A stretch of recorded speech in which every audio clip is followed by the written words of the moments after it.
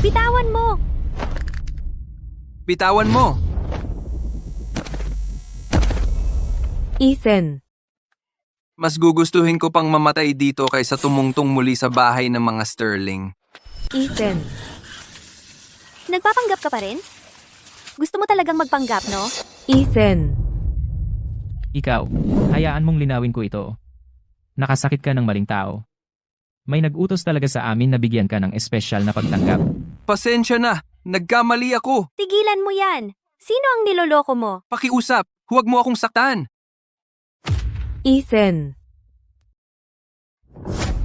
Stella, tingnan mo. Paano ito nangyari? Maayos naman siya bago pumasok sa bilangguan, hindi ba? Martha, bilisan mo! Martha, nasaan ang kwarto ni Ethan? narito.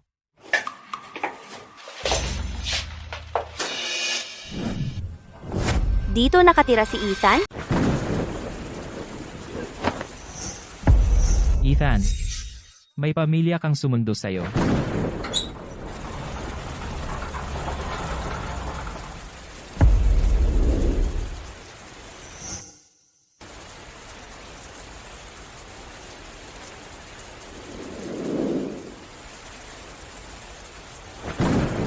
Naglalaro ka pa rin ng biktima? 4 na taon sa bilangguan? Wala ka bang natutunan dyan? Umuwi na tayo.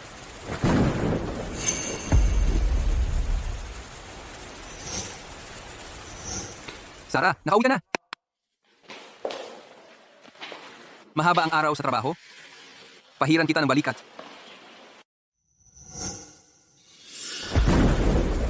Anong dahilan mo para kamuhian ako? May ideya ka ba? Kinansel ako ang isang mahalagang internasyonal na pagpupulong para makita ka. Magmadali ka at umuwi ka. Naghihintay sa'yo si mom at dad. Alam nilang lalabas ka ngayon. At espesyal na naghanda ng salo-salo para sa'yo. Si mom at dad, wala akong nanay at tatay. Huwag mong kalimutan, ikaw pa rin ang panganay na anak na lalaki ng mga Sterling. Miss Sterling, nakalimutan mo na ba? Si Caleb ang tunay na anak na Sterling. Ako ay isang ligaw mula sa bahay ampunan na walang may gusto. Tapos na ba ang drama? 4 na taon na ang nakalipas, itinulak mo si Howard pababa ng hagdan at ginawa mo siyang nasa koma. 4 na taon sa bilangguan at hindi ka pa rin nagsisisi? Huwag mong isipin na ang ilang taon sa bilangguan ay maglilinis ng iyong utang. Kung hindi magigising si Howard ang iyong mga kasalanan, ay hindi kailanman malilinis.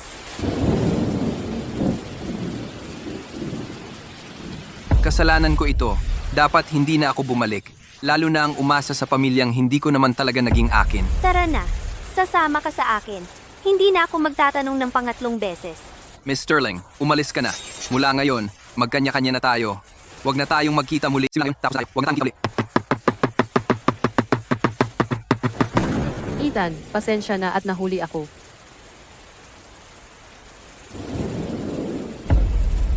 Ethan, maligayang paglaya. Grace, magkasama tayong lumaki. Sa bahay ampunan, kami ang pinagkakatiwalaang kasintahan noong bata pa. Ethan, kapag nakapasok na ako sa paaralan ng batas, magiging pinakamagaling na abogado ako. Ano man ang mangyari, sa buong buhay ko, hindi kita bibitawan. Siya ang nangakong laging nasa tabi ko, pero siya mismo ang nasa korte. Ipinagtatanggol si Caleb. Siya ang personal na nagpasok sa akin sa bilangguan. Ethan, lumaki si Caleb na laging nasusunod. Hindi siya mabubuhay sa bilangguan. Pwede bang ikaw na lang ang pumalit? Gawin mo ito para sa atin. Para sa mga taon na pinagsamahan natin. Pakiusap. Noong mga panahong iyon, sa pagpapakulong sa tunay na tagapagmana ng mga Sterling, sa bilangguan, siya, si Grace, ay naging kilala sa Oakwood. Sa pagsira sa buhay ko, siya ay naging isang bantog na nangungunang abogado. At ngayon, ang bukong ito ay isang plastik na pagpapakita ng awa. Ethan, espesyal kong kinuha ang mga rosas na ito para sa iyo.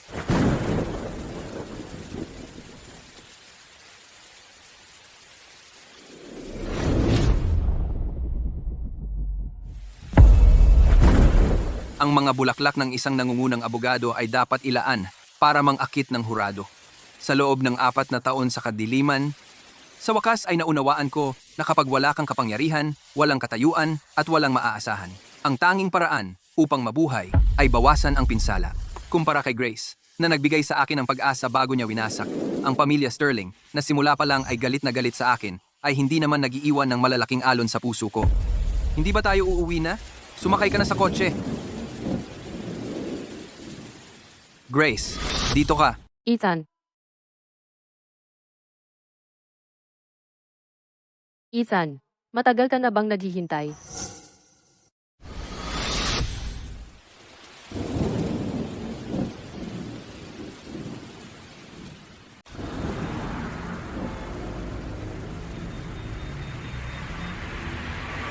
Araw-araw kayong hinanap-hanap ni nanay at tatay. Sa loob ng 4 na taon, halos umiyak sila ng umiyak. Puti na ang buhok nila sa kakawala. Sana pag-uwi mo, ayusin mo na ang ugali mong yan. Tigilan mo ang pagiging pilosopo kay Caleb at huwag kang gumawa ng anumang makakapagpalala pa sa sitwasyon ni nanay at tatay. Maging mabait ka lang. Ang pamilya Sterling ay hindi magtatrato sa iyo ng masama. Kausap kita. Nakikinig ka ba? Ayon sa Seksyon 48 ng Batas sa Pasilidad ng Koreksyon, ang mga bilanggo ay maaaring dalawin ng pamilya o tagapag-alaga. Karaniwan ay 1 beses sa 1 buwan. Pero 4 na taon akong nakakulong. 48 buwan. Hindi sila nagpakita kahit minsan. At ngayon, sinasabi mo sa akin na nagmalasakit sila? 4 na taon. Gaano man sila kabusi, wala silang nahanap na kahit isang pagkakataon para dumalaw sa akin. Ikaw ang may kasalanan sa lahat ng ito. Ang hirap mong pakisamahan. Ginawa iyon ni nanay at tatay para lang magbago ka sa loob ng bilangguan, para magsimula kang muli. Para sa ikabubuti mo iyon. Ang mansyon ng mga Sterling. Magbihis ka ng maayos bago pumunta sa bulwagan ng handaan. Huwag mo kaming ipahiya.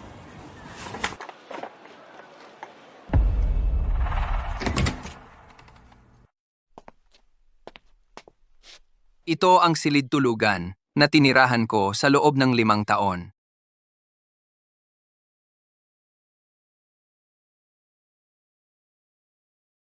Gusto niyang magsuot ako ng formal na kasuotan. Pero kailan pa ba ako nagkaroon ng ganoon? Kahit itong jeans na suot ko, ako ang bumili mula sa sahod ko sa part-time job. Nanay, tatay, Sarah, tingnan ninyo ang bagong damit ko. Ano sa palagay ninyo? Ano ba yung suot mo? Bakit hindi ka magaya kay Caleb? Magbihis ka naman ng mas disenteng konti. Huwag mong sirain ang pangalan ng mga Sterling. 4 na taon na ang nakalipas, natanggap ko ang sulat ng pagtanggap ko sa Ivy League. Pero ang pamilya ay naghandog lang ng malaking selebrasyon para kay Caleb. Si Caleb ang sentro ng atensyon, parang isang prinsipe. At ako ay parang pangit na sisiw na napadpad sa isang grupo ng mga gansa. Sa harap ng lahat, hinila ako ng mga pulis. At ginugol ko ang dapat sana ay ang mga taon ko sa kolehiyo sa loob ng rehas.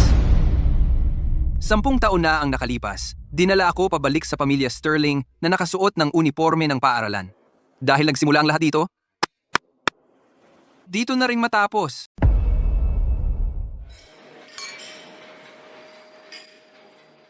Malaking araw para sa pamilya Sterling. Napakalaking araw, sa totoo lang. Totoo yan. Pero nasaan ang ating guest of honor? Bakit wala pa siya rito? Malapit na siyang dumating.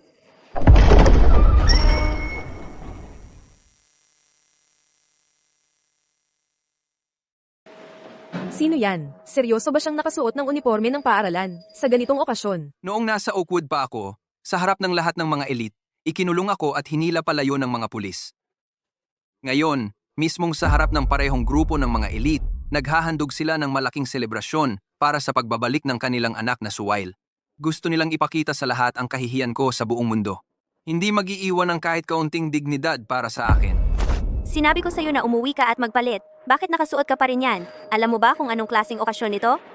Mula nang makalaya ka, ganyan na ang tingin sa'yo ng mga mata mo at ang ugali mo. Ngayon umuwi ka at sa harap ng lahat, nagpapanggap bilang biktima para mahabag sila.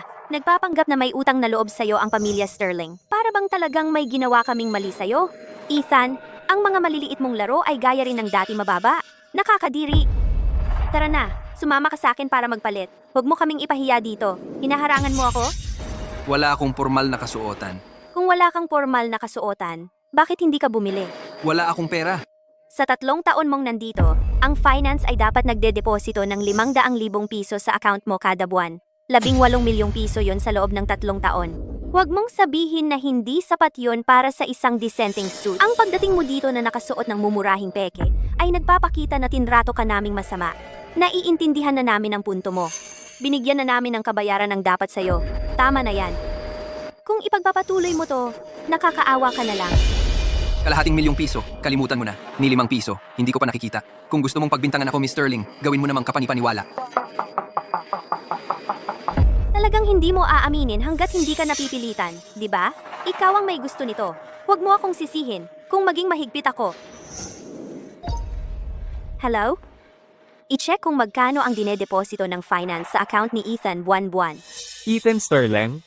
Kung si Ethan Sterling, hindi na kailangang i-check. Ano ang ibig mong sabihin? Kasi, alam mo, hindi kailanman nag-transfer ang finance ng kahit 1 sentimo sa account ni Ethan.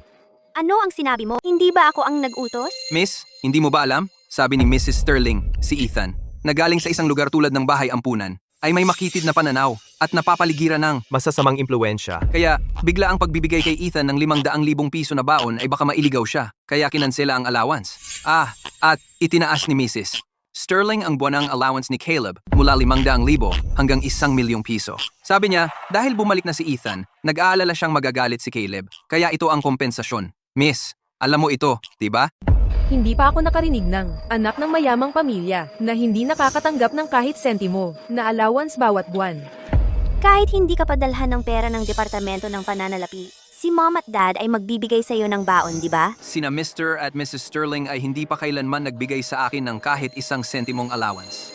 Miss Sterling, bakit hindi mo sila diretsuhang tanungin? Hindi ka naniniwala sa akin, pero dapat kang maniwala sa sasabihin ng mga magulang mo, di ba? Mom, Dad, dapat nagpadala kayo ng pera kay Ethan, di ba? Well, akala ko binigay nila sa iyo, kaya ako ay... Akala ko ibibigay mo sa kanya. Ethan, kung naubusan ka ng pera, bakit hindi ka nagsabi ng mas maaga?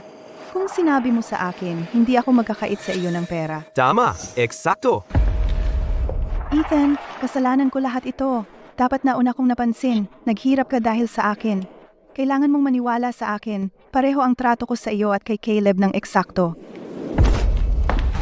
Ngayon ko lang nalaman na ang sarili kong ina ang nag-utos sa Departamento ng Pananalapi na itigil ang pagpapadala ng pera sa akin. At hindi lang iyon, itinaas pa niya ang allowance ni Caleb sa 1,000,000 piso. Gaano mo kamahal ang iyong mahal na ampon na anak? Hindi yon. Hindi ko talaga. May bibig ka. Hindi ka ba makapagsalita? Hindi kami manghuhula. Sino ang nakakaalam ng iniisip mo? Kung nagsalita ka ng mas maaga, magkukulang ba ang aming dakilang pamilyang Sterling sa iyong maliit na baon? Nagsalita naman ako, pero hindi mo lang sineryoso. Mom at Dad, maaari ba ninyo akong bigyan ng 8,000 piso para sa matrikula? Pera! Kung wala kang ibang magawa, bumalik ka na lang sa kwarto mo at mag-aral. Bakit hindi mo tingnan si Caleb? Pang-10 siya sa buong paaralan muli. Anong ranggo ang nakuha mo? Pang-una ako. Sarah, pang-10 ako ngayon. May premyo ba ako? Anong premyo ang gusto mo, Caleb? May nakita akong figurine na nagkakahalaga ng 100,000 piso. Bibilhin mo ba yon para sa akin, Sarah? CJ, basta gusto ni Caleb. Kalimutan mo na ang 100,000. Kahit na 1,000,000 piso pa yan, bibilhin ko yan para sa iyo. Miss Sterling, naalala mo na ba ngayon? Kasi napakababa ng mga grado mo at laging nasa pinakababa ka ng klase. Kahit na may lakas ka ng loob na humingi, mahihiya kaming ibigay yon sa iyo. Ano? May problema ka sa pagsasabi ko ng ilang salita? Sa buong 3 taon ng high school, pang-una ako bawat taon. Paano ako napunta sa bibig ni Miss Sterling bilang pinakahuli sa klase? Siyempre naman. Hindi nga alam ni Sarah kung saan ako nag-aaral. Hindi niya alam ang mga grado ko, kaya naiintindihan ko. Hindi ba't nag-aaral ka sa Hongji High School? Mom at Dad, nang dalhin ninyo si Ethan pabalik, hindi ba ninyo inilipat ang kanyang school records? Ethan, saan ka ba talaga nag-aral sa loob ng 3 taon? Oakwood, number 1, high school. Yun ang high school na may pinakamataas na admission score. Sa buong Oakwood, nandoon ang lahat ng top academic achievers doon. Tama, hindi tulad ng Hongji Elite High School na pwedeng pasukan basta may pera. Ang Oakwood No. 1 High School, grades lang ang basehan, hindi pera. Wow! Sa napakagandang high school na yan, na nangunguna ng paulit-ulit, ang pagpasok sa Ivy League ay madali na lang, di ba? Imposible! Ang Oakwood No. 1 High School ay mahigit 30 kilometro ang layo mula sa bahay natin. Noon, araw-araw, sinasakyan mo ang lumang bisikleta. Hindi ako nakapasok sa eskwelahan kasama si Caleb dahil hindi nga kami magkaklase. Hindi ako nakakain ng almusal kasama ninyong lahat dahil ang Oakwood No. 1 High School ay may morning study sessions alas 6 ng umaga araw-araw. Kailangan kong gumising ng alas 4 ng umaga at magbisikleta ng 2 oras para makarating sa eskwelahan. Hindi ako umuwi sa tanghali dahil ang lunch break ay hindi sapat ang haba para makabalik ako. Ethan, pasensya na. Hindi alam ni Mama na napakarami mong pinagdaanan. Kasalanan ko ang lahat. Wala kang dapat hingian ng paumanhin sa akin. Hindi ako lumaki sa piling mo. Naiintindihan ko kung bakit hindi mo ako inalagaan. Sa huli, napakarami ko ng pinagdaanan. Masasanay na rin ako sa mas marami pang hirap, tama ba, Mrs. Sterling? Tama na! Alam mo ba kung anong kalokohan ang sinasabi mo? Miss Sterling, hindi mo pa alam, di ba? Noon, ang hagdanan kung saan itinulak ni Caleb si Howard pababa ay may mga security camera. At itong mukhang kahabag-habag na ina ay agad-agad na nagbura ng footage ng seguridad na iniwan ang kanyang biolohikal na anak na walang magamit na depensa sa korte. Ano? Tama na. Tigilan mo ang sarkasmo. Katarantaduhan yan. Oo, pabaya kami sa'yo. At kasalanan namin yon. Pero wala ka bang anumang kasalanan kahit kailan? Nag-iinggit ka lang dahil mas magaling si Caleb kaysa sa'yo? Kaya ganyan ang ginagawa mo para lang sirain siya? Ganito ang paraan mo para maghiganti? Walang may gusto sa'yo? Hindi ka kailanman tumingin sa sarili mo. Ikaw lang ang laging may sisi. Sarah, huwag mo siyang kausapin ng ganyan. Ma'am, kakampihan mo pa rin ba siya? Sinasamantala lang niya ang pakiramdam nating may pagkukulang sa kanya. Kaya't napakawalang pakundangan niya. Ipinakulong natin siya. 4 na taon siyang nagdusa. May galit siya, kaya't sa harap ng lahat ng kaibigan at pamilya natin, ginagawa niya itong malaking eksena. Sige. Huminahon muna tayong lahat. Ethan, maaga kang nakauwi. Bakit hindi mo sinabi kay Mom at Dad? Sana ay nakapaghanda kami ng nanay mo ng formal na kasuotan. Hindi ba alam ninyo na lalabas ako ngayon? Siyempre hindi alam ni Dad. Kung alam ni Dad, pinapunta na sana niya ang driver para sunduin ka noon pa. Paano ka nakauwi? Sumakay ako sa sasakyan niya. Sabi niya sa akin, naghanda kayo ng welcome back party para sa akin. Welcome back party. Hindi ba ito ang birthday party ng binata ng pamilya Sterling na si Caleb? Oo, nakatanggap ako ng imbitasyon. Malinaw na nakasulat sa akin na ito ay para sa binata ng pamilya Sterling, si Caleb, na birthday party. Paano naging welcome back party para sa kanyang paglaya mula sa bilangguan? Gusto nilang salubungin natin ang isang kriminal. Salubungin siya? Nagbibiro ka ba? Paulit-ulit na lang ang kabiguan. Ano pa ba ang inaasahan ko? Ethan, huwag kang umalis. Ayokong makita kang umaalis.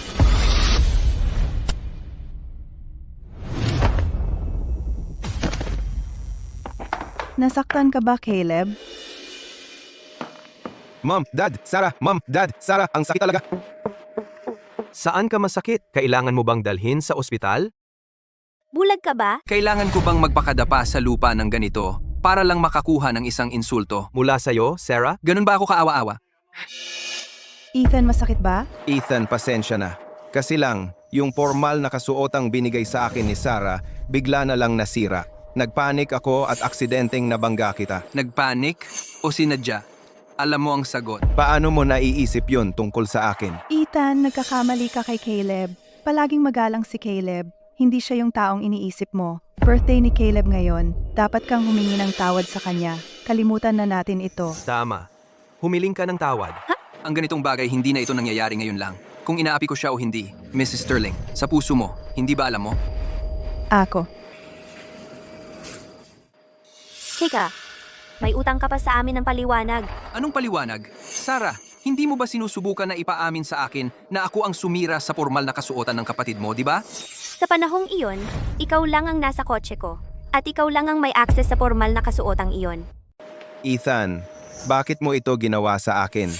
Gusto mo bang mapahiya ako sa sarili kong birthday party? Ethan, alam ni Mom na may hinanakit ka. Kaya mo ito ginawa. Palalampasin natin ito ngayon. Pero hindi mo na ito dapat ulitin. May dashcam ang kotse ni Sarah. Mapapatunayan ng footage na hindi ko man lang hinawakan ang formal na kasuotang iyon. Para maipagtanggol ang sarili ko, inaatas ko kay Sarah na kunin ang kanyang phone ngayon din at tingnan ang footage. Ethan, hindi na kailangang tingnan ng footage, di ba? Nandito na ang lahat ng bisita. Ethan, itigil mo na ito. Tama na. Tapusin na natin ang usaping ito dito na. Ethan, pumunta ka na at magpagamot sa mga sugat mo. Natatakot kayong kapag tiningnan natin ang footage, wala nang matitirang magpapasa ng sisi para sa kanya. Tama ba? Handa akong tingnan ito. Anong kinakatakot mo? Anong kinakatakot ninyong lahat? Kung hindi mo sasabihin, ako na ang magsasabi. Miss Sterling, nang dumating ang formal na kasuotan, perpektong-perpekto ang kondisyon nito. Pinatutunayan ng footage ng dashcam na hindi ko man lang ito nahawakan. Kung gayon, bakit nasira na ito bago pa man ito maabot ni Caleb? Kaya sino ang may sala? Halatang halata naman ang sagot, di ba? Natatakot kang tingnan ng footage ng seguridad. Dahil kapag ginawa mo iyon, hindi na ako ang masisisi para sa iba. Tama ba ako? Ethan, hindi totoo iyan. Hayaan mong magpaliwanag ako. Ikaw at si Caleb, pareho kayong anak ko. Pantay ang pagmamahal ko sa inyong dalawa. Paano ko magagawa na? Tama na. 4 na taon na ang nakalipas. Kung marinig ko ito, baka humina ang loob ko ng lubusan. Ngunit pagkatapos ng 4 na taon sa bilangguan, ang pagdinig nito ngayon, nakakasuka na lang. Hindi na ako isang Sterling. Kusang loob kong isusuko ang aking titulo bilang ang panganay na anak na lalaki ng mga Sterling. Masaya ka na? Tapos na ang larong ito ng pagmamahal ng pamilya.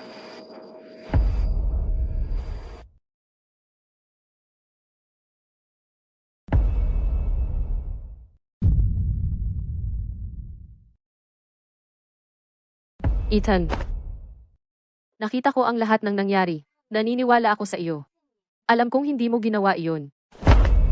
Grace, ang nangungunang abogado, hindi mo kailangang maging napakamakatarungan. Hindi ako karapat-dapat.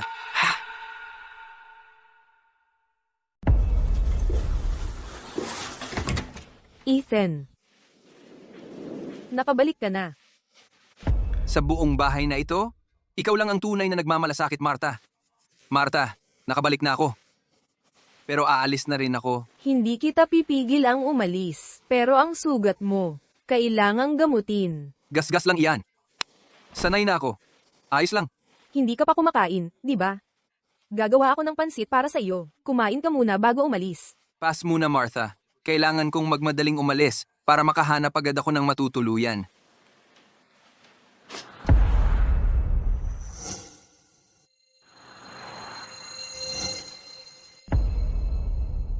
Hindi man lang siya tumingin sa formal na kasuotang iyon, hindi pa nga nahawakan.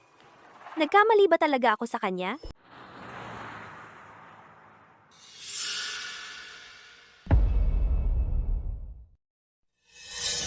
Sarah.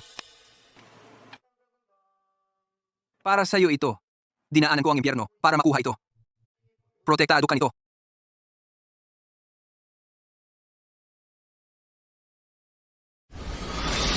Ano ba ang nangyari?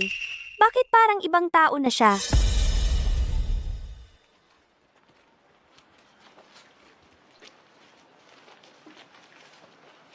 Ethan, wala kang ang pera.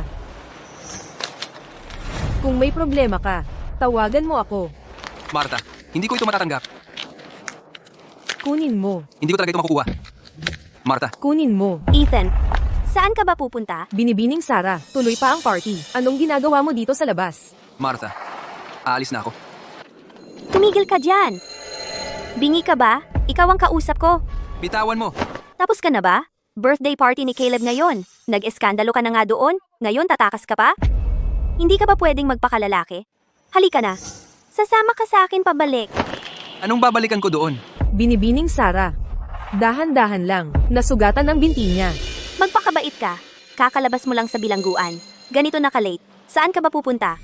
Bitawan mo! Bitawan mo! Ethan. Mas gugustuhin ko pang mamatay dito kaysa tumungtong muli sa bahay ng mga Sterling. Ethan. Nagpapanggap ka pa rin? Gusto mo talagang magpanggap, no? Ethan. Ikaw, hayaan mong linawin ko ito. Nakasakit ka ng maling tao. May nag-utos talaga sa amin na bigyan ka ng espesyal na pagtanggap. Pasensya na! Nagkamali ako! Tigilan mo yan! Sino ang niloloko mo? Pakiusap! Huwag mo akong saktan! Ethan. Stella, tingnan mo. Paano ito nangyari? Maayos naman siya bago pumasok sa bilangguan, hindi ba? Martha, bilisan mo! Martha, nasaan ang kwarto ni Ethan? Narito.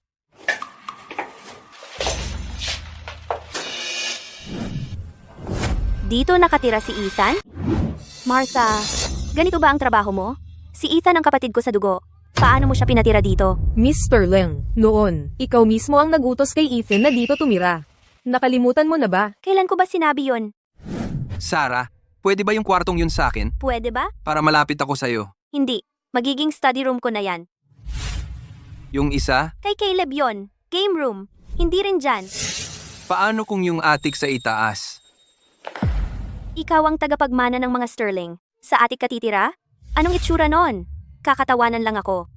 Martha, may iba pa bang bakanting kwarto? Ang natitira na lang ay yung bodega. Sige, ayusin mo yung bodega at gawing pwedeng tirahan. Pwede mo na siyang doon tumira. Okay? Pero basa at amoy kalawang yung bodega. Bakit hindi na lang si Ethan? Sa akin tumira. Hindi. Papuntahin mo si Xingyu sa kwarto ko.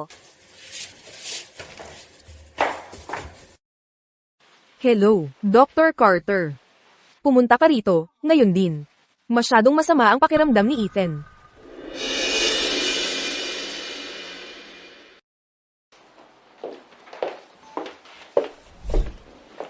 Miss Sterling, seryoso.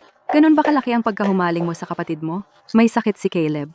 Bakit hindi mo na lang siya pinapahinga sa sarili niyang kwarto? Bakit kailangan mo pa siyang hatakin papunta sa kwarto mo? Ano? Hindi ako nagpapagamot ng kriminal. Xingyu, hindi siya masamang tao. Kapatid ko siya sa dugo. Kapatid mo? Si Caleb? Siya lang ang iyong laman at dugo. Si Caleb ang kasama mong lumaki, ang tunay mong pamilya, ang mahalaga. Isang perpektong malusog na tagapagmana ng pamilya Vance ay naging nasa koma dahil sa kanya. Pero siya ay nagtrabaho lang sa loob ng 4 na taon sa bilangguan. At pagkatapos lumabas, nabubuhay pa rin siya ng normal at komportableng buhay. Pero sino ang nagbigay kay Howard ng kahit isang pagkakataong gumising? Ang buong buhay ni Howard ay nasira dahil sa kanya. Siya ang aking kapatid sa dugo. Pagkatapos ng lahat. Xingyu, patingnan mo siyang mabuti. Lalo na ang kanyang kanang binti. Hindi ko talaga maintindihan kung bakit ka nagpapakahirap sa isang tulad niya. Ang isang tulad niya ay nararapat lamang sa kanya.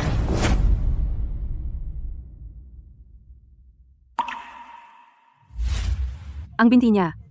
Ganito na ba ito dati? Siyempre hindi. Sa 3 taon niya sa bahay, ayos na ayos ito. Kung gayon, malamang galing ito sa bilangguan. Sarah, pwede ba kitang makausap sandali?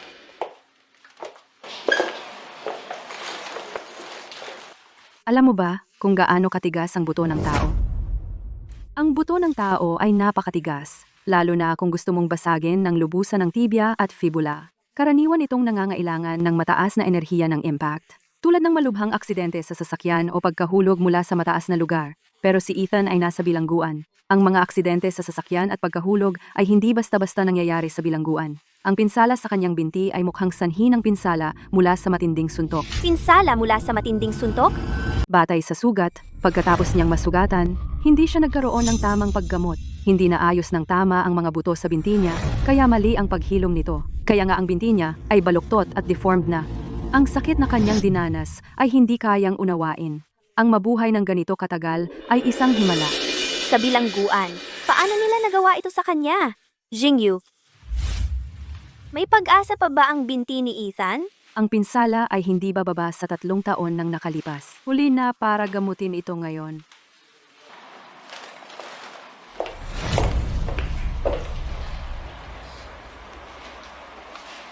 Secretary Davis, imbestigahan mo nga ito para sa akin. Alamin mo ang lahat ng nangyari kay Ethan sa loob ng 4 niyang taon sa bilangguan. Gusto ko ang bawat detalye. Miss Sarah, magsisimula na ang birthday party. Dapat pumunta ka na. Maligayang kaarawan sa iyo.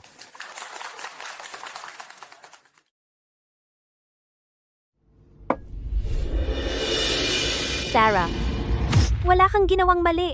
Siya ang nagtulak kay Howard pababa ng hagdan. Ano naman kung pilay ang binti niya? Siya ang may kasalanan yan. Bakit ka masasaktan para sa isang tulad niya? Wala ka sa tamang pag-iisip.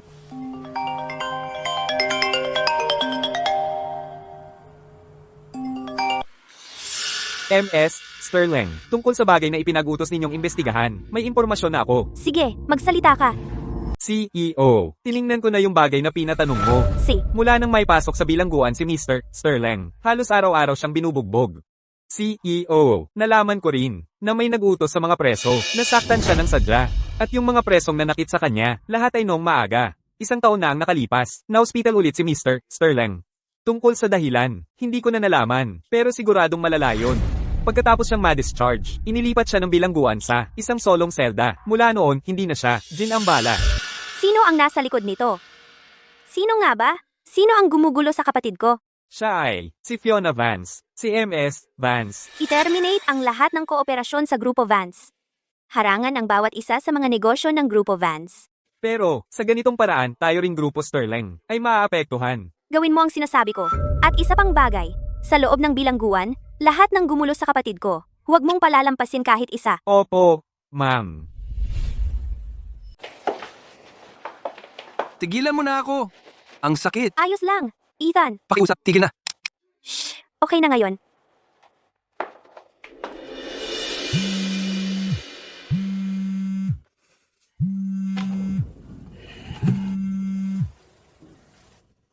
Hello?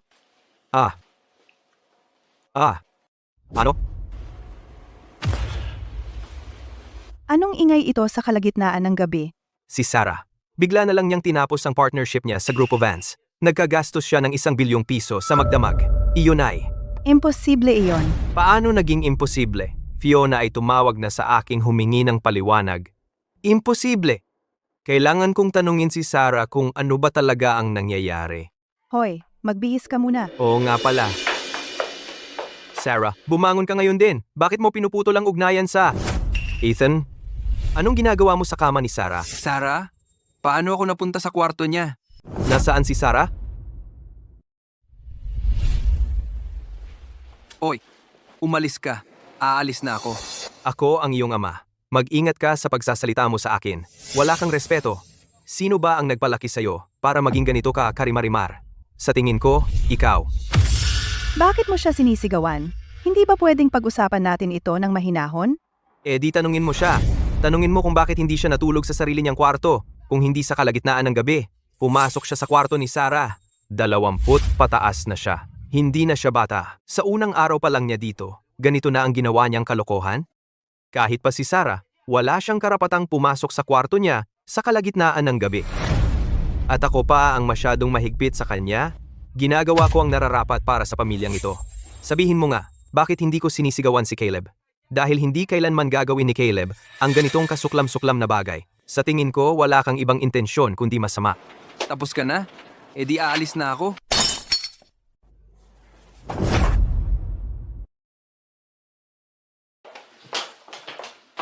Sarah, tingnan mo ang sarili mo. Ano ba ang problema mo? Bakit mo tinapos ang kasunduan sa Grupo Vance? Ikaw. Alam mo ba kung gaano kahalaga ang Grupo Vance para sa atin?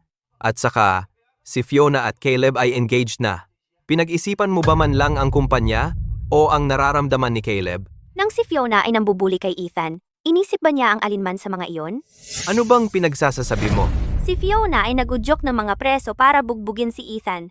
Sinampal niya ito. Pinilit siyang lumuhod. Pinainom siya mula sa inidoro. At tinusok siya ng mga karayom. Ano? Alam mo ba kung bakit ganyan ang kanyang binti? Nabali ito. Imposible. Tiningnan ito ni Secretary Davis. Tingnan mo sa loob. Alamin mo kung ano ang nasa loob. Gayunpaman, Sarah, nagpadalos-dalos ka. Dapat ba akong tumayo lang at manood habang inaapi ang kapatid ko sa dugo at wala akong gagawin? Nanalo ka nga sa laban, pero talo ka sa digmaan. At dahil sa desisyon mong iyon, nawalan ang Grupo Sterling ng 1 bilyong piso. Pinag-iisipan pa ni Fiona kung gusto niyang makipagtrabaho sa Grupo Sterling. Pero may isa siyang kondisyon.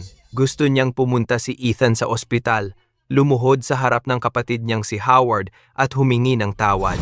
Ethan, hating gabi na. Bakit gising ka pa? Ethan, bakit mo ako tinitingnan ng ganyan? Natatakot ako.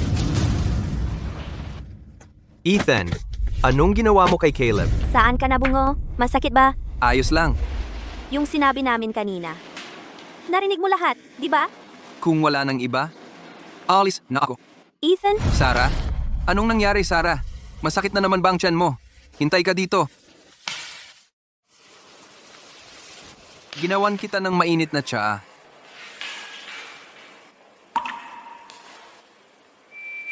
Kasalanan ko lahat ito.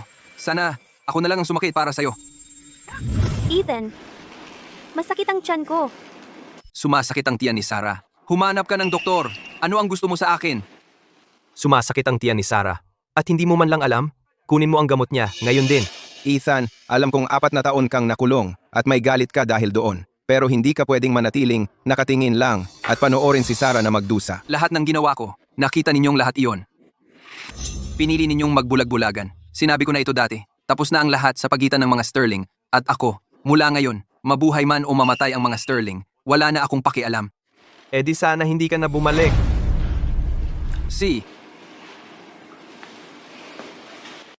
Hayaan mong linawin ko ito, Ethan. Kung aalis ka sa pintuang iyan, huwag mo nang subukang bumalik kailanman.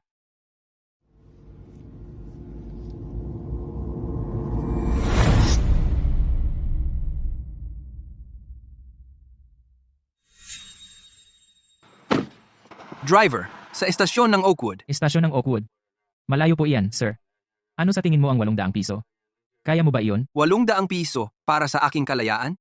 Mura na iyon kahit doblehin pa ang presyo. Tayo na.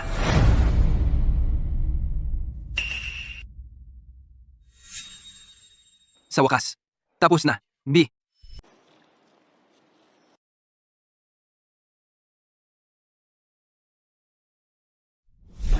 Sumama ka sa akin. Ngayon din.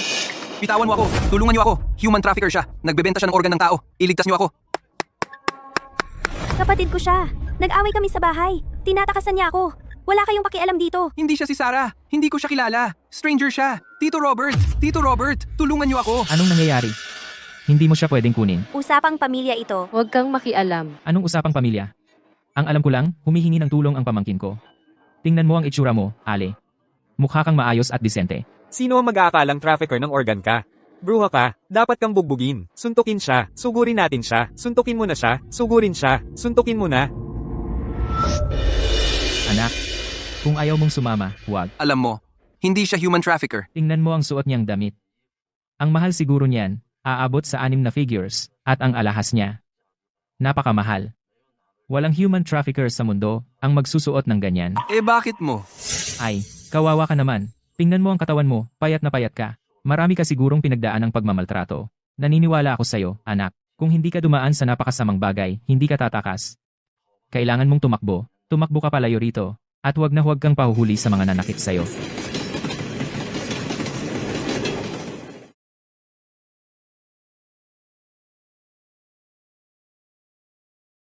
Malaya na ako sa wakas. Isang hakbang na lang.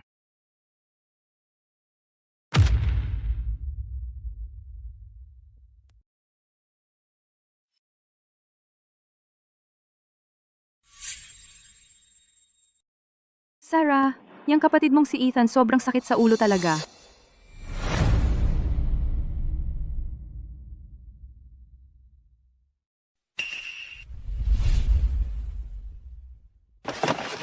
Nagising ka na rin sa wakas? Gusto mong tumalon sa kotse? Nakakandado ang mga pinto. Huwag mo nang subukan. Sarah, sa tingin mo ba ang pagkontrol sa buhay ko ay nagpapalakas sa'yo? Kung ganoon, bantayan mo nang mabuti ako dahil makatatakas lang ulit ako. Huwag mong gagawin yan. Wala na akong pwedeng mawala. Anong dapat katakutan? Ang tingin mo sa akin, ganoon na ba kalaki ang pagkamuhi mo sa akin? Sige, kung susubukan mong tumakas ulit, papatanggalin ko si Martha. Papatanggalin mo ang isang katulong? Anong kinalaman ko doon? Hindi lang si Martha ang tatanggalin ko. Patitigilin ko rin ang anak niyang nag-aaral sa eskwelahan. Narinig kong ang anak niya ay isang honor student at nakakakuha ng scholarship taon-taon. Kung ipapatigil ko siya. Kahit isang kunehong naipit ay lalaban din. Masakit ba yon, Sarah? Ethan, pahihintulutan ko ito bilang huling pagkakataong susuwayin mo ako. Kung maglakas loob kang tumakas ulit, si Martha at ang kanyang anak ay mas masahol pa ang sasapitin kaysa sa iniisip mo. Ethan, papapuntahin ko ang driver para ihatid ka sa Hospital General ng Oakwood mamaya. Basta ipakita mo kay Fiona ang iyong katapatan, tiyak na hindi kanya pahihirapan. At saka, ang pinaka-importante, magpapatuloy siyang magtrabaho sa Grupo Sterling. Oy, Anong problema mo? Nalunok mo ba ang dila mo? Oh, kumain muna tayo. Pagkatapos na lang nating kumain mag-usap. Kumain ng ano? May pagkain ba talaga para sa akin?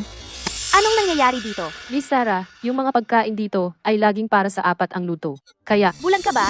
Nakabalik na ang kapatid ko. Hindi mo ba nakikita yon? O sinasadya mo bang hindi siya lutuan? Miss Sarah, ako. Tanggal ka na. Martha, Mr. Sterling. magluto ka ng isa pang plato. Opo, sir.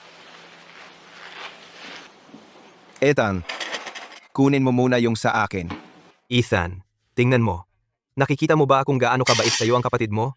Hindi ba dapat magpasalamat ka sa kanya? Para saan ako dapat magpasalamat? Para sa pagnanakaw ng buhay ko? Para sa pagpapalayo sa atin? At sa pagpaparatang sa akin? Makikikain lang ako ng isa sa kanyang almusal at gusto mong magpasalamat ako sa kanya? 3 taon na ako sa bahay na ito. At ni minsan ay hindi nakakain ng maayos na almusal o tanghalian. Kahit ang hapunang uuwian ko ay tira-tira lang ninyo. At higit pa riyan, kailangan kong tiisin ang lahat ng pang-aabuso ninyo sa salita. Hindi ba dapat kayong lahat ang unang humingi ng tawad sa akin? Ethan, nakalimutan na yon. Bakit pa ba yan ang laging binabanggit mo? Nakalimutan na? Nakaukit sa katawan ko ang mga pekla. At yan ang tawag mong nakalimutan na. Anong karapatan mo? Dahil ako ang iyong ama. Alam ko na may hinanakit ka sa pamilyang ito. Umalis ka. Ngayon din, hayaan mong linawin ko ang isang bagay. Ang pamilyang ito ay hindi nagbibigay sa'yo ng karapatang gawin ang anumang gusto mo. Ha? Akala mo ba talagang gusto kong narito? Ang gusto mo lang ay gamitin ako para maibalik ang pakikipagtulungan sa Grupo Vance. Parang namamatay na ako sa pagnanasang narito. Ah, talaga? Mga santo ba kayo o ano? Kaya dapat kong tiisin ang kalokohan ninyo at maging walang kwenta. Tama na. Sabihin mo nga sa akin, anong kasalanan ko? Bakit kailangan ganito ninyo ako tratuhin? Ethan, nababaliw ka na ba? Ethan, pamilya tayo. Hindi ba tayo makapag-uusap ng maayos? Bakit kailangan ganito? Ikaw, anak na walang utang na loob. Ang kapal ng mukha mong magkagulo sa bahay ko. Tingnan mo nga ang sarili mo. Wala ka kundi isang kahihiyan sa pamilya Sterling. Ethan, pasensya na. Kasalanan ko ang lahat. Huwag mo sanang magalit sa akin. Ethan, Kanina pa ay maayos naman siya. Anong nangyari sa kanya? Akala mo ba hindi ko alam? Ha? Eksperto siya sa pagpapanggap. ganito na ang lagay ni Ethan. At ganyan pa rin ang sasabihin mo tungkol sa kanya? Naiisip ko na nga kung tunay nga siyang biolohikal na anak mo.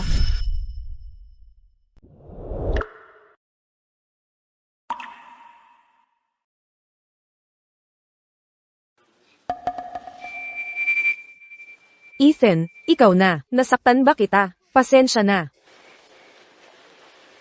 Martha, oy, medyo gutom ako. Anong gusto mong kainin? Gusto ko ng plain noodle soup. Sige, gagawa ako para sa'yo. Hinti ka dito.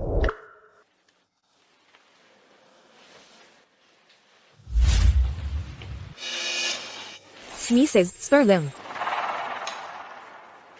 Pwede ka nang umalis. Opo, Mrs. Sterling. Ethan, ako mismo ang gumawa nitong plain noodle soup para sa'yo. Bilisan mo at tikman mo. Ikaw gumawa nito? Seryoso? Ah? Oo, kahit si Caleb, hindi pa nakakatikim ng pansit na ako ang gumawa. Ikaw ang una. 3 taon ko nang kinain ang plain noodle soup na ito. Paano ko hindi malalaman kung sino ang gumawa? Subukan mo agad. Tigilan mo yan. Sabihin mo na lang kung ano ang gusto mo. Ethan, ano ang kailangan para patawarin mo ako? Anong kailangan para patawarin mo ako, ma'am? Tikim ka muna. Nagpapaligoy-ligoy ka pa rin? Ang pagpunta mo rito ay para lang mapilitan ako na makiusap kay Fiona na magpatuloy sa Grupo Sterling, di ba?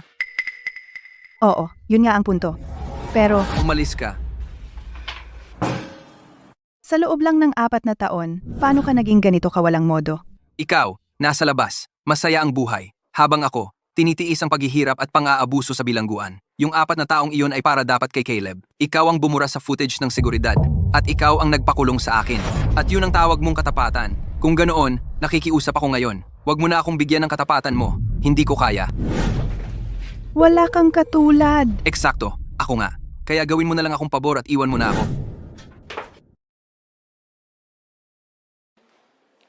Maupo ka po. Kumusta? Masyadong matalino ang batang yon.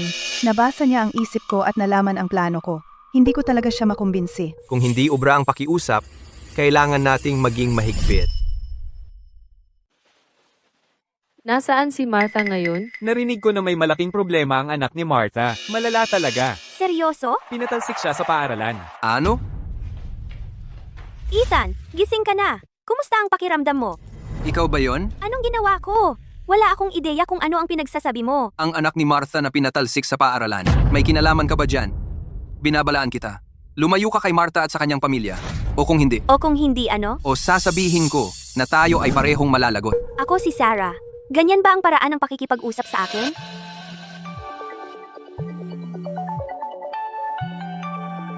Pakiusap, Miss, kailangan ninyo akong tulungan. Siya lang ang anak ko. Malapit na siyang graduate sa kolehiyo. Kung mapapaalis siya ngayon, tapos na ang buhay niya. Tulungan mo siya. Maaari ko siyang tulungan, pero alam mo kung ano ang kailangan mong gawin. Pupunta ako sa ospital at hihingi ng tawad kay Howard. Uminahon ka. Magiging maayos ang iyong anak na babae. Huwag mong isipin na ang pagkulong sa bilangguan ng 4 na taon ay sapat na para sa iyong mga kasalanan. Kung hindi mo sana itinulak si Howard pababa ng hagdan noon, hindi sana nangyari ang lahat ng ito. Ang pagpunta sa ospital para humingi ng tawad sa kanya ang pinakamababang dapat mong gawin, hindi ba? Sa ospital, isasakay kita. Hindi, magta-taxi na lang ako. Mas mabilis ang kotse ko. Nakakasuka ka. Ethan, huwag kang magpakapal.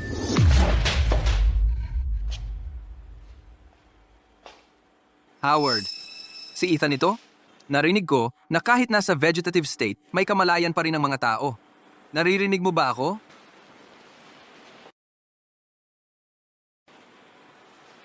Howard, alam mo ba? Lahat sila nagsasabing ako ang nasaktan sa iyo. Pero na-frame ako. Mas alam mo iyan kaysa kanino man. Tama ba? 4 na taon ka nang nasa koma. 4 na taon akong nagbilangguan. Araw-araw ako'y tinutusok ng karayom. 4 na taon ako'y tinutusok ng karayom. 4 at binubugbog ng pamalo. Pinutol pa nila ang isa sa aking mga bato. At lahat ng ito ay ginawa ni Fiona para maghiganti para sa iyo. Tiniyak niyang makuha ko ang espesyal na pagtrato. Pero ang tunay na nasaktan sa iyo ay hindi ako. Si Caleb, iyon. Howard, kailangan mo talagang gumaling ka agad. Aalis na ako. Babalik ako para dumalaw ulit.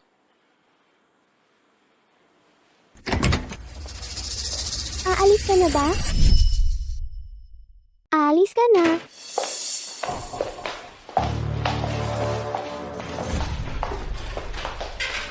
Natatakot ka sa akin? Miss Vance, humihingi na ako ng paumanhin kay Mr. Vance. Paumanhin? Pinangako ng tatay mo sa akin na luluhod ka at hihingi ng tawad kay Howard hanggat hindi ko sinasabing tama na. O? Nagdadalawang isip ka na? O sa tingin mo 4 na taon sa bilangguan ay sapat na para mabayaran ang ginawa mo kay Howard?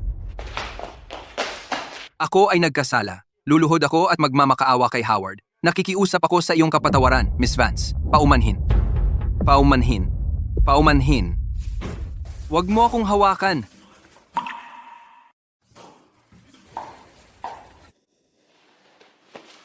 Ethan, ano na ang nangyari sa lahat ng kayabangan mo? Fiona, ang pinakamalaking kalaban mo sa paligsahang ito sa pisika ay isang freshman na nagngangalang Ethan. Isa lang siyang batang freshman. Anong malaking bagay? Hindi ako matatalo sa kanya. Lagi kang nauuna sa bawat paligsahan. Ako ay pangalawa. Tinatanggap ko iyon. Pero, Ethan, maari mo bang sabihin sa akin kung paano mo ito ginagawa? Dahil ang unang pwesto lang ang makakakuha ng pera. Para lang sa pera, ang pakay ko. Ang pangarap ko ay maging isang guro. Para turuan ang susunod na henerasyon. Ang makita silang magtagumpay, ang paraan kung paano ko mahahanap ang aking layunin. Sa iyong talento, ang hindi pumasok sa pananaliksik ay isang malaking sayang. Ikaw naman, Babalik ako sa pagiging mayamang tagapagmana. sa iyong talento, ang hindi pumasok sa pananaliksik ay isang tunay na kahihiyan. Ethan, paano ka napunta sa ganito? Nakakadiri. Umalis ka dito. Sabi ko umalis ka. Ano, bingi ka ba? Sige, aalis na ako. Howard, pinatawad ko lang siya ng ganun-ganun lang. Hindi ka galit sa akin, di ba? Ethan, sa wakas nakauwi ka na. Anong nangyari sa ulo mo? Ayos ka lang ba? Ayos lang ako. Kumusta na ang anak mo? Salamat kay Sarah. Kung hindi ko alam ang gagawin ko. Mabuting tao talaga si Sarah. Totoo yun. Kung malanawan lang kayo sa hindi pagkakaunawaan, mahalaga pa rin sa kanya ang Ethan. Basta okay si Lily. Dapat na akong bumalik sa trabaho. Pumunta ka rito at umupo. Ngayon din. Nagpakita ka rin? Akala ko tumakas ka na naman. Sarah, ganyan ba ang pag-uusap sa kapatid mo? Huwag mo nang pansinin si Sarah. Halika na at kumain. Hindi na, salamat. Kayo na lang. Hindi pwedeng laktawan ang hapunan. Masama yon sa tiyan. Kahit konti lang. Pasensya na, pero hindi lang ako sanay kumain ng tirang pagkain. Hindi lang talaga ako sanay sa pagkain ng tirang pagkain. Hoy, hindi, Ethan. Ang tagal naming naghintay sa'yo, pero wala ka. Akala namin nakakain ka na, kaya kumain na kami nang wala ka. Oo. Kain ka naman ng kaunti, okay? Tingnan mo, lahat ng niluto namin ngayon ay paborito mo. Nag-aalala sa'yo sina Mom at Dad at Caleb. Ganito ka nakatagal umuwi. At hindi man lang kami nagalit sa'yo. Pero ikaw, nagpapakita ka ng kawalang utang na loob. Halika na rito at umupo ka. 4 na ulam ang nasa mesa na ito. Halos lahat ay ubos na. Gusto mo bang dilaan ko ang mga plato? At tanungin kita, sabi mo, lahat ng niluto ninyo ay paborito kong kainin. Ano ba ang paborito kong kainin? Hindi mo masagot, di ba? Sasabihin ko sa'yo. Isinilang akong may malas. Hindi ako mapili sa pagkain, pero hindi ako kumakain ng mga pagkaing may allergy ako. At sa kabutihang palad, sa 4 na ulam, 3 rito ay may mga bagay na may allergy ako. Sabi mo, nagmamalasakit sa akin sina Mom at Dad? Ito ba ang tinatawag ninyong pagmamalasakit? Gumagamit ng pagkain na may allergy ako para lang mapagtabuyan ako. Ganitong klaseng pagmamalasakit dito. Gusto mo ba? Anak na walang utang na loob, lalong lumalala ang ugali mo. Kami ng nanay mo ang nagbigay sa'yo ng buhay, at ngayon kami pa ang kalaban? Kung ipinanganak mo lang ako para magdusa, mas mabuti pang hindi mo na lang ako ipinanganak. Ethan, ipinanganak ka namin ni Dad dahil mahal ka namin. Kailangan mong maniwala sa amin. Mahal ako? Paulit-ulit ninyong sinasabing mahal ninyo ako. Mahigit 10 minuto na akong nasa bahay na ito ngayon. Sa loob ng 10 minutong iyon, may nakapansin ba sa inyo ng sugat sa ulo ko? May nagtanong ba sa inyo kung paano ako nasugatan? Hindi ninyo ba ito nakikita? O nagkukunwari kayong hindi nakikita? Mrs. Sterling, halos pinagulong ninyo ako at hanggang ngayon sinasabi ninyong mahal ninyo ako. Hindi ba kayo nahihiya? Paulit-ulit ninyong sinasabing mahal ninyo ako. Nasaan na nga ba ang pagmamahal na yan? Ethan, ang ulo mo. Diyos ko, Ethan! Paano ka nasaktan? Kaya pala ang kakaiba ng dating mo ng pagpasok mo. Nagpanggap kang nasaktan para lang maawa ako? Nakakahiya. Tigilan mo na yan. Ang ginagawa mo lang ay lalo kitang inaayawan. Ethan, totoo ba yan? Anak, ang tanga-tanga mo? Paano mo nagawang gamitin ang isang sugat para lokohin kami? Ikaw talaga ay asong hindi mapigilang kumain ng tae. Maniwala kayo sa gusto ninyo. Bumalik ka rito. Nanay, tatay, yung tingin ni Ethan kanina nakakatakot talaga. Malaki ang pinagbago ni Ethan sa mga nakaraang taon.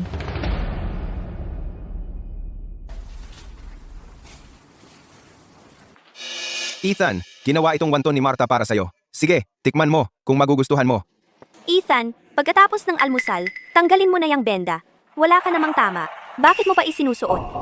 Baka isipin ng mga tao na inaapi ka sa pamilya Sterling.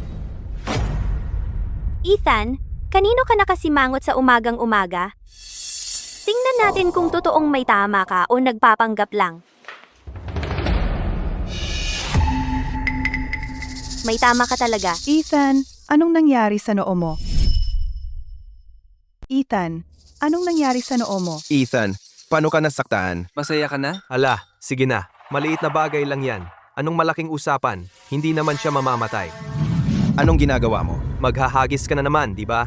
Ilapag mo yan. Ethan, kumalma ka. Nagkakamali ka sa tatay mo. Ang ibig sabihin ng tatay mo, yung sugat sa ulo mo ay hindi naman malala. Nag-aalala lang siya sa'yo. Ang galing ng pag-aalala mo. Salamat na lang. Nanay, tatay, papasok na ako sa opisina. Fiona, yung sugat sa ulo ni Ethan, ikaw ang gumawa niyan. Tinawagan mo lang ako para sabihin yan? Binabalaan kita. Kahit anong ginawa ni Ethan noon, nabayaran na niya ang lahat. Bukod pa riyan, siya ang panganay na anak na lalaki ng mga Sterling. Hindi siya basta-basta mapapagbuhatan ng kamay kung kailan mo gusto. Hello?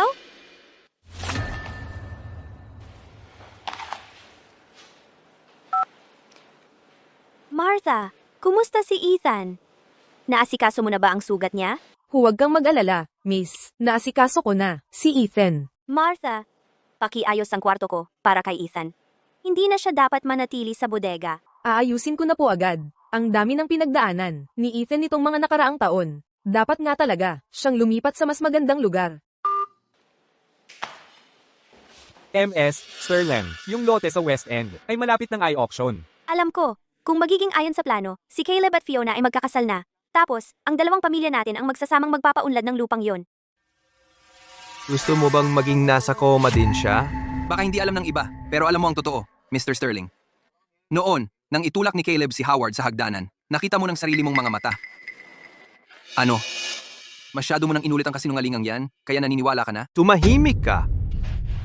Nasaktan ba kita? 4 na taon na ang nakalipas. Nang itulak ni Caleb si Howard sa hagdanan, ako ang pinaratangan niya. 4 na taon ang lumipas, siya naman ang nagpabagsak sa hagdanan at ako na naman ang sinisi. Alam mo kung gaano siya kasama, pero ako pa rin ang pinagbintangan mo. Hindi ka bulag, pinili mo lang na magbulag-bulagan. Minsan, iniisip ko talaga kung ako ba talaga ay iyong biolohikal na anak mo o iyong magkakaaway. Ganito mo pahirapan ang sarili mong anak dahil sa isang ampon? Posible kaya na si Caleb ay tunay na anak mo sa labas? Ikaw. Kung hindi, bakit mo siya mas pinapaboran kaysa sa akin? Kalokohan. Ikaw. Ganun ba? Mukhang tama ang hinala ko. Anak na walang utang na loob. Sinasabi ko sa'yo, kung hindi kita mapaparusahan ngayon, hindi na kita tatay. Kung hindi kita tuturuan ng wastong aral ngayon, edi hindi ako ang ama mo. Arthur, Mom, masakit talaga ang kamay ko. okay lang Caleb. Nandito si Mom.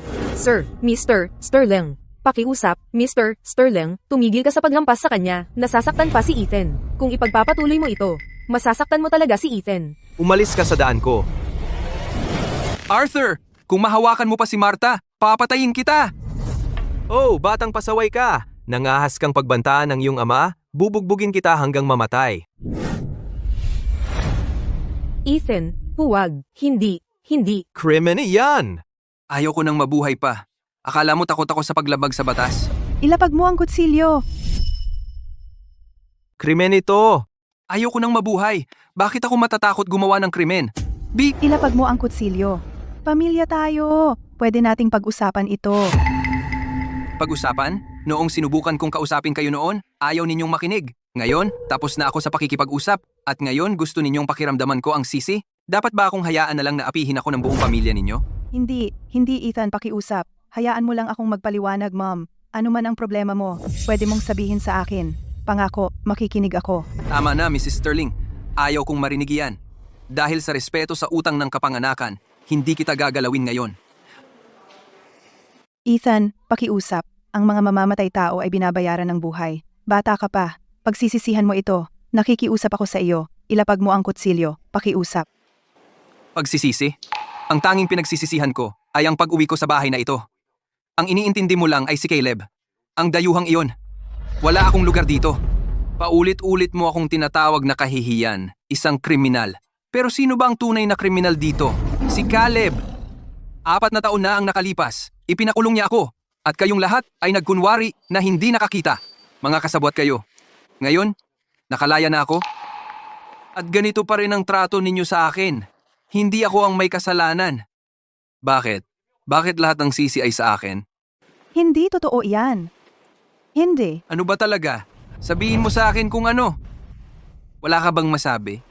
E di sabay-sabay tayong magpakasama? Caleb. Ngayon, ipapadala kita diretsyong sa impyerno. Ethan. Caleb. Ngayon, ipapadala kita diretsyong impyerno. Ethan. Caleb, tumakbo ka. Hanapin mo si Sarah. Sige, ngayon na. Ethan, makikinig ka ba sa akin? Sarili mong ina? Isinilang mo ako para lang gawing dahilan upang kontrolin ako? Sige, Mrs. Sterling. Ngayon, babayaran kita sa utang ng kapanganakan na iyon. Bayaran? Paano mo ito babayaran? Sarah, iligtas mo ako. Nabaliw na si Ethan. Ethan,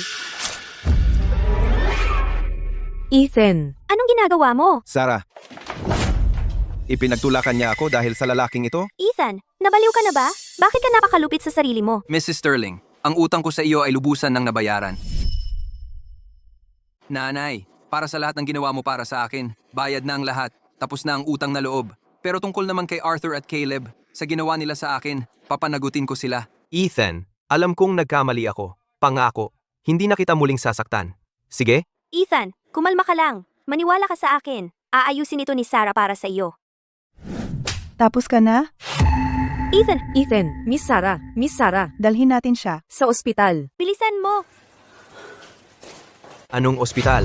Ang taong katulad niya na walang utang na loob, karapat dapat mamatay. Arthur, bastardo ka. Nawalan ka na rin ba ng bait? Kung hindi mo pinagpapatuloy ang pananakit kay Ethan, hindi sana nangyari ito. Nang sinasaktan ko siya, hindi mo rin naman ako pinigilan, di ba? Paano ito nangyari? Bakit kailangang umabot sa ganito?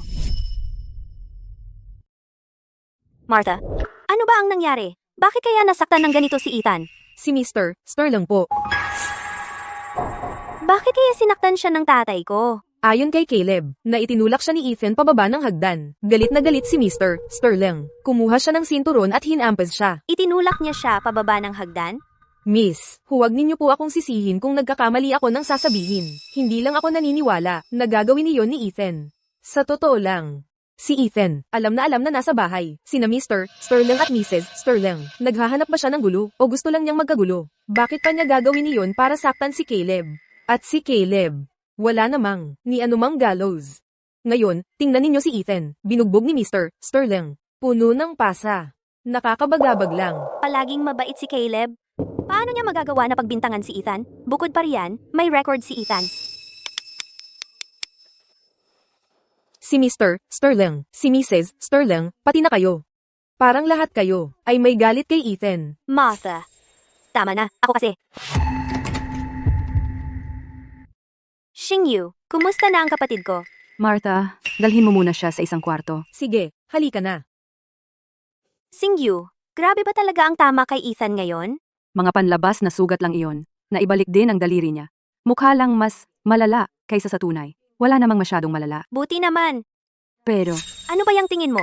Kung may sasabihin ka, sabihin mo na. Huwag kang paligoy-ligoy. habang ginagamot ang mga sugat niya, may nakita akong matandang peklat sa likod niya, kasing laki ng kamay. Ano ang sinasabi mo?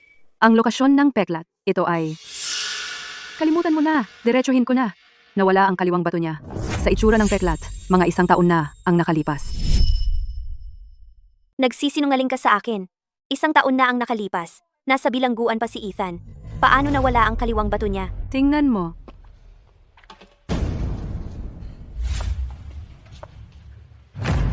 Okay ka lang? Okay lang ako. Xingyu, mauna ka na at asikasuhin ang kapatid ko. Ikaw naman? Gusto kong malaman. Gusto kong malaman kung sino talaga. Ang naglakas loob na makialam sa kapatid ko. Sa totoo lang. Hanggat hindi natin sigurado, mas gugustuhin ko pang ako mismo ang mag-imbestiga.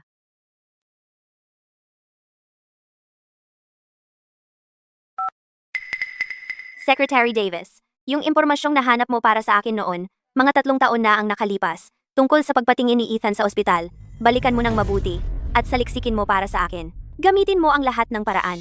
Kailangan kong malaman kung ano talaga ang nangyari, saang ospital siya pumunta, sino ang kasama niya, at sino ang mga nakasalamuhan niya. Gusto ko ang bawat detalye. Gusto kong malaman ang lahat.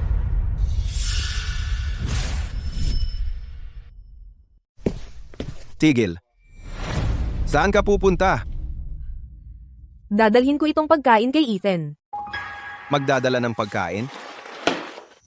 Caleb. Caleb, para ito kay Ethan. Martha, kailangan mong tandaan ang iyong kalagayan. Isa kang katulong para sa pamilya Sterling, hindi ang amo. Nasugatan si Ethan. Mahina siya. Kailangan niyang bumawi ng lakas. Ano? Kaya karapat dapat siya sa sustansya at ako hindi. Hindi ganoon. Hindi ko sinasadyang ganoon ang ibig sabihin. Ang ibig kong sabihin ay, si Ethan. Mahina siya. Ang natitira na lang sa bahay ay itong isang mangkok ng sabaw ng sea cucumber. Dadalhin ko sana ito para matulungan siyang bumalik ang lakas. Kaya hindi pa rin ako karapat dapat. Ganoon ba? Nasa sarili kong bahay ako. Anong masama sa pagkain ng sabaw ng sea cucumber? Kailangan ko bang ng katulong na tulad mo ang humusga sa akin ng ganoon? Minamaliit mo ba ako dahil hindi ako biolohikal na anak ni na mom at dad? Ganoon ba? Ano? Hindi. Caleb. Talagang hindi ko sinasadya yun. Mom at dad. Caleb, anong problema? Bakit ka nagagalit? Anong nangyayari? Kasalanan lahat ito ni Martha. Inapi ako ni Martha. Sabi niya hindi ako biolohikal na anak at hindi karapat-dapat sa sabaw ng sea cucumber. Sinabi mo yan sa anak ko? Hindi po yan totoo, Mrs. Sterling. Mula simula hanggang katapusan, ni minsan, hindi ko sinabing si Caleb ay hindi karapat-dapat sa sopas ng sea cucumber. Ang sinabi ko lang, ang sopas na ito ay para kay Ethan, para tumulong sa kanyang paggaling. So, sinasabi mo bang nagsisinungaling si Caleb?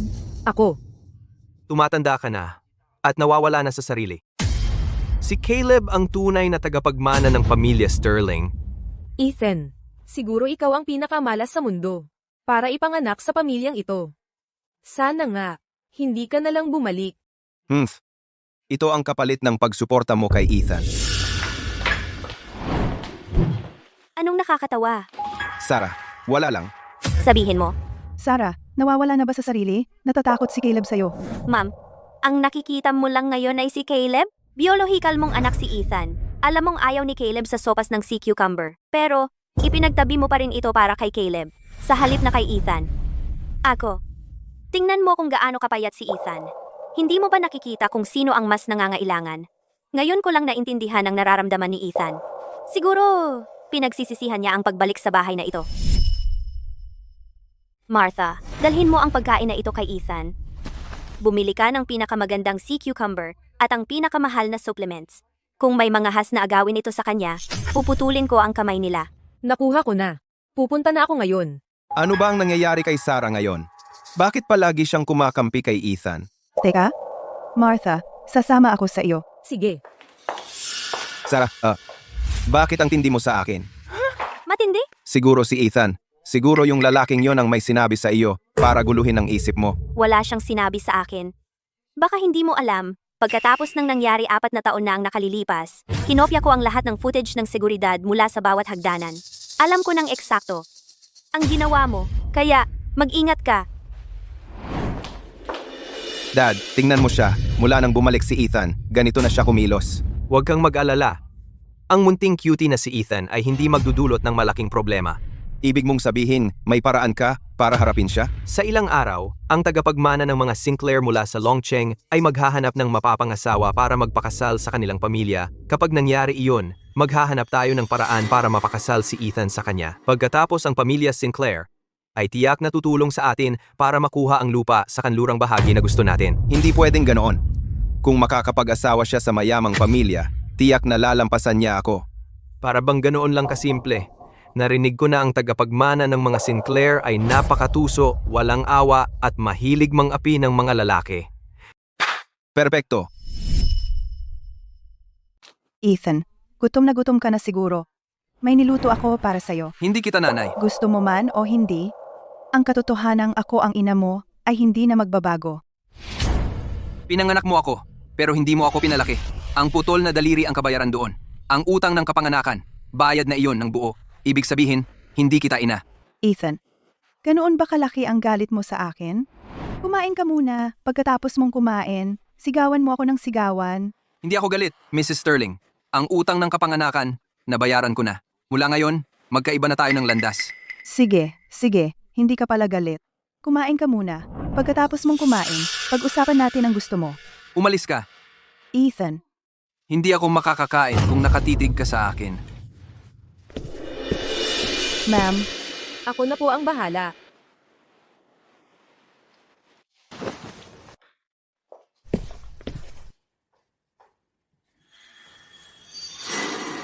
kapag kasama ako ni Ethan, malamig at malayo ang tingin niya. Pero kapag kasama niya si Martha, laging nakangiti. Bakit kaya ako, ang sarili niyang ina, ay mas mababa pa sa isang katulong?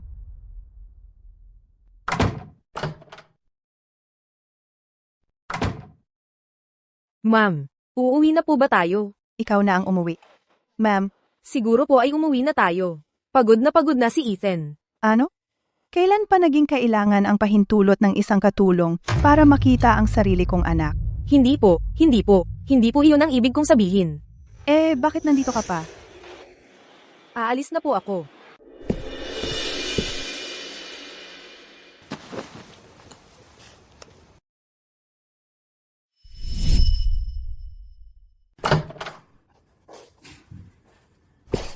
Ethan, Sandali. Maupo ka. si, Alam ko kung bakit mo ako pinatawag dito. Alam ko kung tungkol saan ito. Kung ang gusto mo ay ang kapatawaran ko, hindi naman imposible. Basta't pumayag ka lang sa isang kondisyon. Kung magagawa mo iyon, patatawarin kita. sabihin mo lang ang kondisyon mo. Basta't patatawarin mo ang nanay, gagawin ko ang lahat. Talaga ba? Pakiusap, pagkatiwalaan mo ako ng isang beses pa, talagang hindi kita bibiguin. Kung gayon, palayasin mo si Caleb sa pamilya Sterling. At putulin ang lahat ng koneksyon. Kung magagawa mo iyon, patatawarin kita. Ito. Ethan. Si Caleb, panghuli. Ang tagal na niya sa pamilya natin sa loob ng maraming taon. Kung bigla mo siyang palalayasin, ano ang iisipin ng mga tao tungkol sa pamilya natin? Bukod pa riyan, si Caleb ay hindi naman gumawa ng malubhang pagkakamali. Gusto mong... Walang malubhang pagkakamali? Ang footage ng seguridad na personal na tinanggal ni Mrs. Sterling noon, hindi ba't naitala nito ang pagkakamali niya? Hindi ko inakala na si Mrs. Sterling ay isang taong napaka-importante ang itsura. Panghuli, 4 na taon na ang nakalipas. Sa banquet ng pagdiriwang ko sa kolehiyo, nang dalhin ako ng mga pulis sa harap ng lahat ng elite ng Oakwood. Sa panahong iyon, si Mrs. Sterling ay hindi mukhang masyadong nagmamalasakit sa reputasyon. Ako? Sige, kung hindi mo magagawa, kalimutan na. Hindi ko naman inasahan na gagawa ka ng kahit ano para sa akin. Ethan, huwag mong sabihin iyan. Pakiusap, pagkatiwalaan mo ako ng isang beses pa. Basta't maaaring manatili si Caleb, kahit anong ipagawa mo sa akin, gagawin ko. Alam kong marami kang pinagdaanan, pero mahal ka ng nanay mo. Sige, maaari kitang bigyan ng isa pang pagkakataon. Gusto ko ng 50 milyong piso. Kung magagawa mo iyon, maaari nating isiping nalutas na ang mga usaping ito. Sige, pumapayag ako. Pagod na ako. Maaari ka nang umalis. Sige. Alis na ako. Ang mga naunang hiling ko ay masyadong nakakahiya para sa kanya. Kaya nang hingin ko ang 50 milyong piso, pumayag siya ng walang pag-aatubili. Sa 50 milyong piso na ito, dapat ay makakayanan kong putulin ang huli kong kahinaan at harapin ang aking katapusan ng may dignidad. Dinala ko ang anak kong babae para makita ka. Oy, Lily. Ang sama talaga ng mga Sterling. Paano kanila? Ginanon.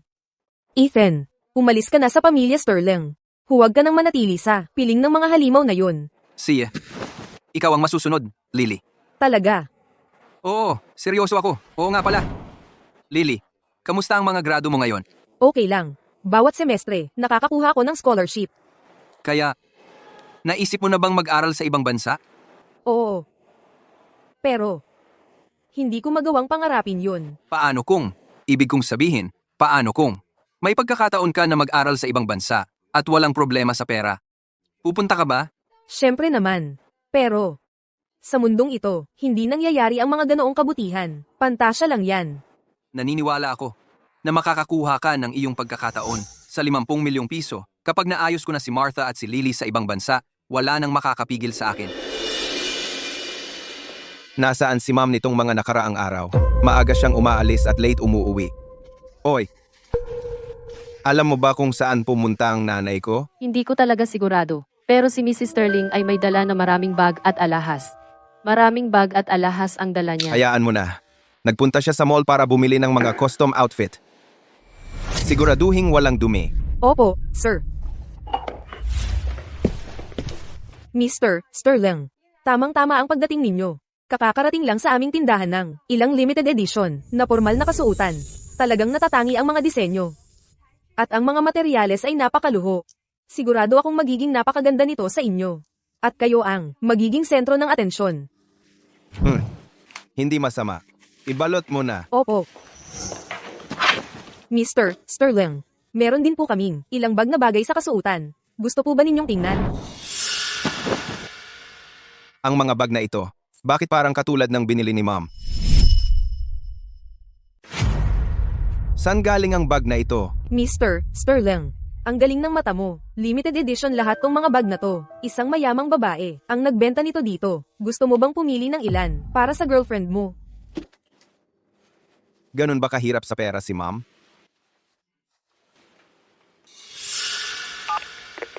Mom, nasaan ka? Caleb, gising ka na pala. Nasa ospital ako, dumadalaw kay Ethan. May kailangan ka ba? Wala naman. Ingat ka. Mr. Sterling, ipapabalot ko na ba ito para sa'yo? Ipinagbibili niya ang mga bag niya para lang makapagbigay ng pera kay Ethan. Ang pera ng pamilya Sterling, bawat sentimo nito ay akin. Ni 5 duling, hindi niya ibibigay kay Ethan. Dad, ipinagbibili ni Mom ang mga bag niya para makapagbigay ng pera kay Ethan. Kumalma ka, Caleb. Papunta na ako ngayon para pigilan siya. Anong tinitingnan mo? Ethan, kumusta ka na? 3 araw ka nang hindi dumadalaw. Ngayon, bigla ka na lang sumulpot. Mukhang nakumpleto mo na ang pera. Mrs. Sterling, ang mga kondisyon ko, mukhang hindi mo pa natutupad. Ethan, sabi ko sa'yo, kahit anong hingin mo, kahit ano pa yan, gagawin ko ang lahat ng makakaya ko para matupad yan. Ito ay 50 milyong piso. Kapag kinuha mo na ang pera, kalimutan na natin ang nakaraan. Ang mga nangyari, huwag na nating banggitin ulit. Kung gusto mo, sayo na yan. Pumayag ka lang na magpakasal sa pamilya Sinclair at tulungan ang grupo Sterling na manatiling elite sa Oakwood. Ang 50 milyong pisong ito ay mapapasayo. Pero kung tatanggi ka, wala kang makukuhang kahit sentimo. Hoy, alis na tayo, alis na. Ano ba yung pagmamadali mo? Bakit ang tigas-tigas mo? Kung ibibigay mo sa kanya ang 50 milyong piso, kalimutan na niya ang lahat. Pagkatapos noon, magiging pamilya pa rin tayo. Bakit ba kailangan mong makipag-away sa anak natin? Hindi ako nakikipag-away sa kanya. Siya ang hindi kailanman tunay na itinuring tayo bilang pamilya. Ayoko ng isang bombang, pwedeng sumabak anumang oras. Hayaan mo na lang na mapangasawa siya sa ibang pamilya ng mas maaga. Pero, Paano kung ipakasal natin si Caleb sa pamilyang iyon? Payag ka ba doon? talagang hindi. Hindi ko hahayaang si Caleb ay mapakasal sa ganoong klaseng basura. Eksakto. Pagdating kay Caleb, walang pag-aatubili siya na isakripisyo ako. Pero kailangan ko ang perang iyon para mailabas ko rito sina Martha at Lily. Ibig sabihin ba nito kailangan ko talagang pakasalan ng isang pamilyang hindi ko kilala? Umuwi na tayo?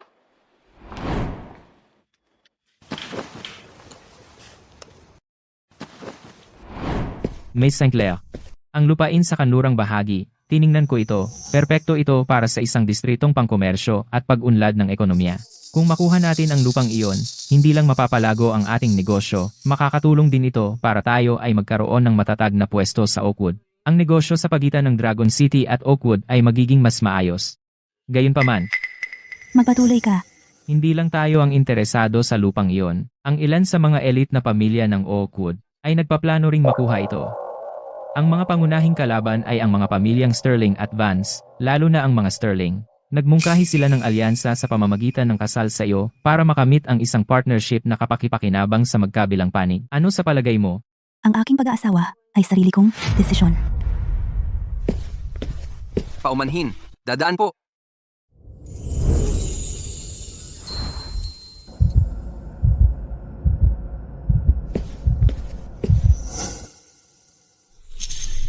Ang lalaking hinahanap ko sa loob ng 10 taon, nahanap ko rin siya sa wakas. Pakiusap, imbestigahan mo ang kanyang buhay sa lahat ng mga nakaraang taon. Ano ba talaga ang kanyang pinagdaanan? Opo, ma'am.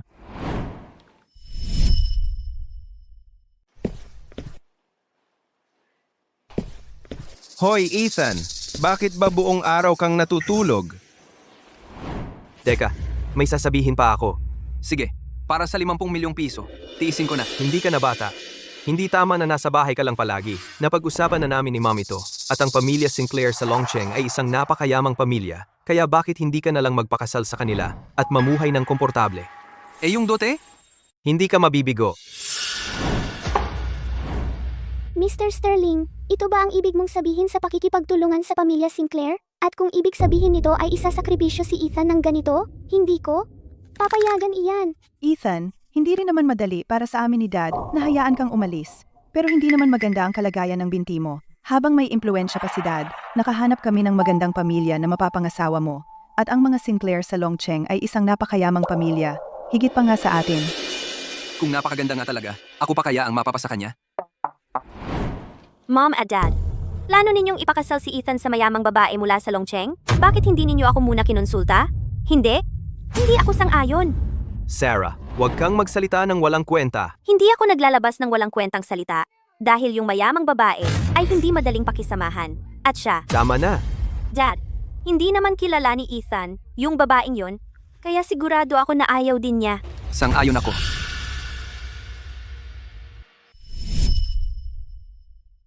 Sang-ayon ako. Paano siya pumayag? Hindi ba niya alam ang pagkakaiba ng totoo at sarcastic na mga sinasabi? Ang init-init ng katawan mo. Anong ginagawa mo dito sa kompetisyon? Nandito ako para manalo ng scholarship. Nalilito ka na sa lagnat? Ngumingiti ka pa rin? Ayokong matalo. Ikaw na ngayon ang aking fiancé. Hindi ko hahayaang pilitin mo ang sarili mo ng ganito, Ethan, aaminin ko. Lalo akong nahuhumaling sa'yo. May napagtanto ako. Ito siguro ang pakiramdam kapag may gusto sa isang tao. Fiona, anong nangyayari? Bakit si Fiona nakatingin kay Ethan ng ganoon? Ethan, ganito ka ba kasabik na umalis sa pamilya Sterling? O akala mo bang ang pakikipag-asawa sa pamilya Sinclair ay magdudulot ng magarang buhay? Nandito na naman tayo.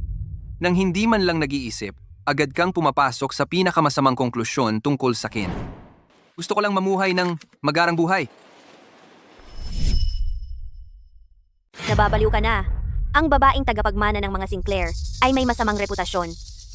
Sa kasalukuyang kalagayan ni Ethan sa kalusugan, ang pakikipag-isang dibdib sa pamilyang iyon ay magpapabilis lang sa kanyang kamatayan. Baka makaligtas ka sa kasal pero hindi ka mabubuhay para masiyahan dito. Tutol ako. Sumang-ayon si Dad. Gayon din ako. Sino ka para sumalungat? Dahil ako si Sarah. Hindi ko kailanman kinilala iyon. Ethan, akala mo ba ang pakikipag-isang dibdib sa mga Sinclair ay isang uri ng premyo? Ang babaeng iyon ay mahirap kontrolin. Ang kanyang mabangis na reputasyon ang pinag-uusapan ng buong bayan. Ang kanyang mga nobyo ay nagbabago ng mas madalas kaysa sa mga panahon. Akala mo ba talaga na ang pakikipag-isang dibdib sa pamilyang iyon ay magbibigay sa iyo ng magandang buhay?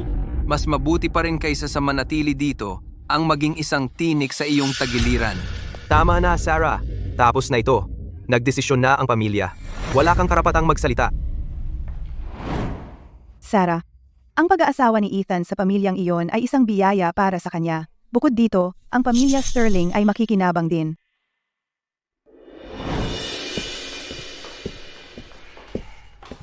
Fiona, maghintay ka lang dito sandali. Titingnan ko sina Mom, Dad, at Sarah.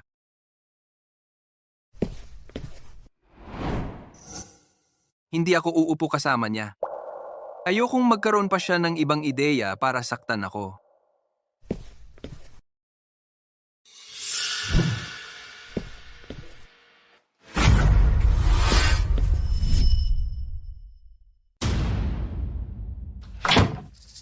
Ano bang ginagawa mo? Nagmamadali ka bang makapag-asawa sa pamilya Sinclair? Wala kang pakialam. Ginawa mo ang kapatid kong lalaki na nasa koma. At ngayon, akala mo makakalayo ka na lang ang tagapagmana ng Sinclair. May lakas ka bang guluhin siya? Hindi ko siya kayang guluhin, pero ikaw, kaya ko.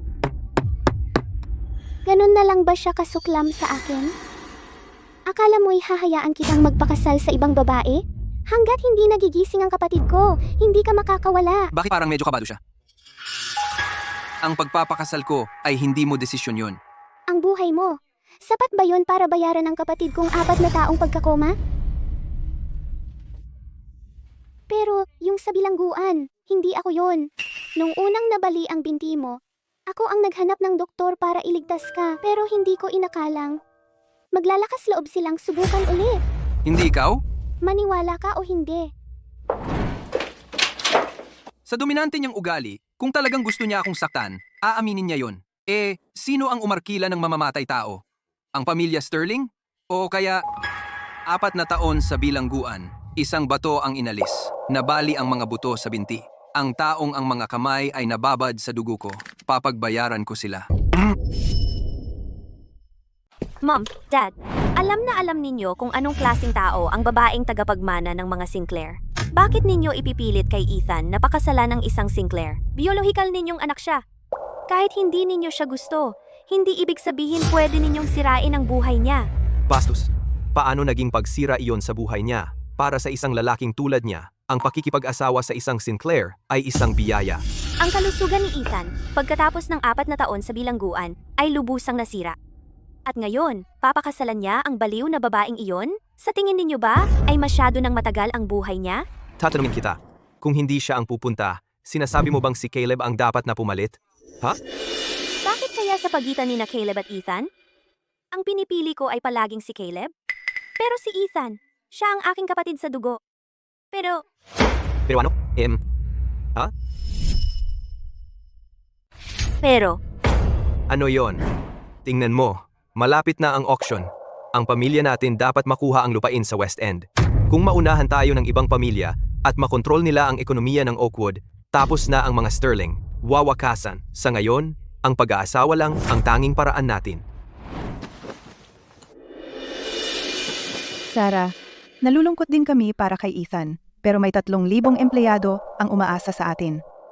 Oo, may mga chismis tungkol sa tagapagmana ng mga Sinclair, masasama, pero makapangyarihan ang pamilyang Sinclair. Paano kung iba pala siya sa mga chismis? Nanay, tatay. Ako na lang ang magpakasal sa pamilya imbes na si Ethan. Hindi naman ako tunay na anak ninyo. Dapat matagal na akong umalis. Pero hindi ko lang kayang iwan kayo. Caleb, ikaw pa rin ang sinta ni nanay. Paano ko ipapadala sa impyernong yon? ang bait-bait ni Caleb, mas matibay naman si Ethan, di ba? Nakulong na siya. Ano pa bang hindi niya naranasan? Sarah, huwag kang magsalita ng ganyan. Lalaki ako. Ako ang dapat na may responsibilidad. Sarah, ikaw ang mas nakatatanda. Alam mong kailangan nating isipin ang mas malaking larawan. Sa ngayon, kung si Ethan lang ang magpapakasal sa pamilya, makaliligtas ang mga Sterling. Sige, gagawin natin ang sinabi ni tatay. Caleb, mula ngayon, mas lalo kayong mamahalin ni nanay at tatay. Ethan, pasensya ka na. Pero ikaw na lang ang natitirang barahan natin. Caleb, huwag kang masyadong malungkot. Ikaw at si Fiona ay engaged na. Kahit anong mangyari, hindi ka namin papayagang magpakasal sa pamilya Sinclair. Mag-relax ka lang at maging fiancé ni Fiona. Kapag stable na ang proyekto sa kanlurang bahagi, ang daddy mo at ako ay pupunta sa pamilya Vance para planuhin ang kasal ninyo. Mrs. Sterling, kayo ni Caleb ay dapat na umuwi muna. May mga bagay pa akong kailangang pag-usapan kay Sarah. Ethan, Ganito talaga ang dapat. Wala na akong ibang pagpipilian. Sarah, alam kong mahalaga sa iyo si Ethan, pero ang daddy mo ay nagmamalasakit din sa kanya. Ito ay tungkol sa kinabukasan ng ating pamilyang Sterling. Ang daddy mo ay wala ring ibang opsyon. Alam ko. Fiona. Anong nangyayari? Saan pumunta si Fiona? Hinanap ba niya si Ethan? Ethan, bastardo ka. Anong karapatan mong gawin ito sa ilong ko? At akitin si Fiona. Mukhang hindi sapat ang leksyon na itinuro ko sa iyo. Cancel. Fiona, saan ka pumunta? naglakad-lakad lang. Gabi na. Dapat na akong umuwi. Mananghalian ka muna. Hindi na, salamat. Minaliit kita, Ethan. Ilang araw ka palang bumalik at marami ng tao ang nahuhumaling sa iyo. Pagmamahal ni Sarah ay akin. Si Fiona ay akin din. Bastardo ka. Anong karapatan mong hawakan ang mga bagay na hindi sa iyo? Karapat dapat kang mamatay.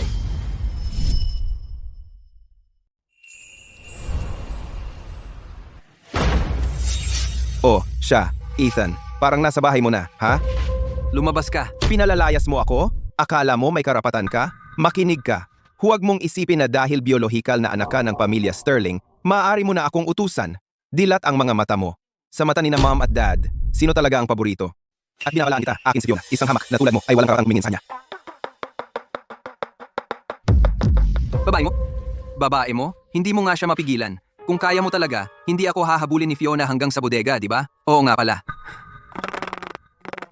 Sinabi rin niya sa akin na huwag magpakasal sa pamilya Sinclair. Gusto mong malaman kung ano ang sinabi niya sa akin? Ano ang sinabi sa iyo ni Fiona? Sinabi niya sa akin na huwag makialam kay Miss Sinclair. Pero si Fiona Vance mismo ang nagsabing pwede ko siya. Ethan, halimaw ka!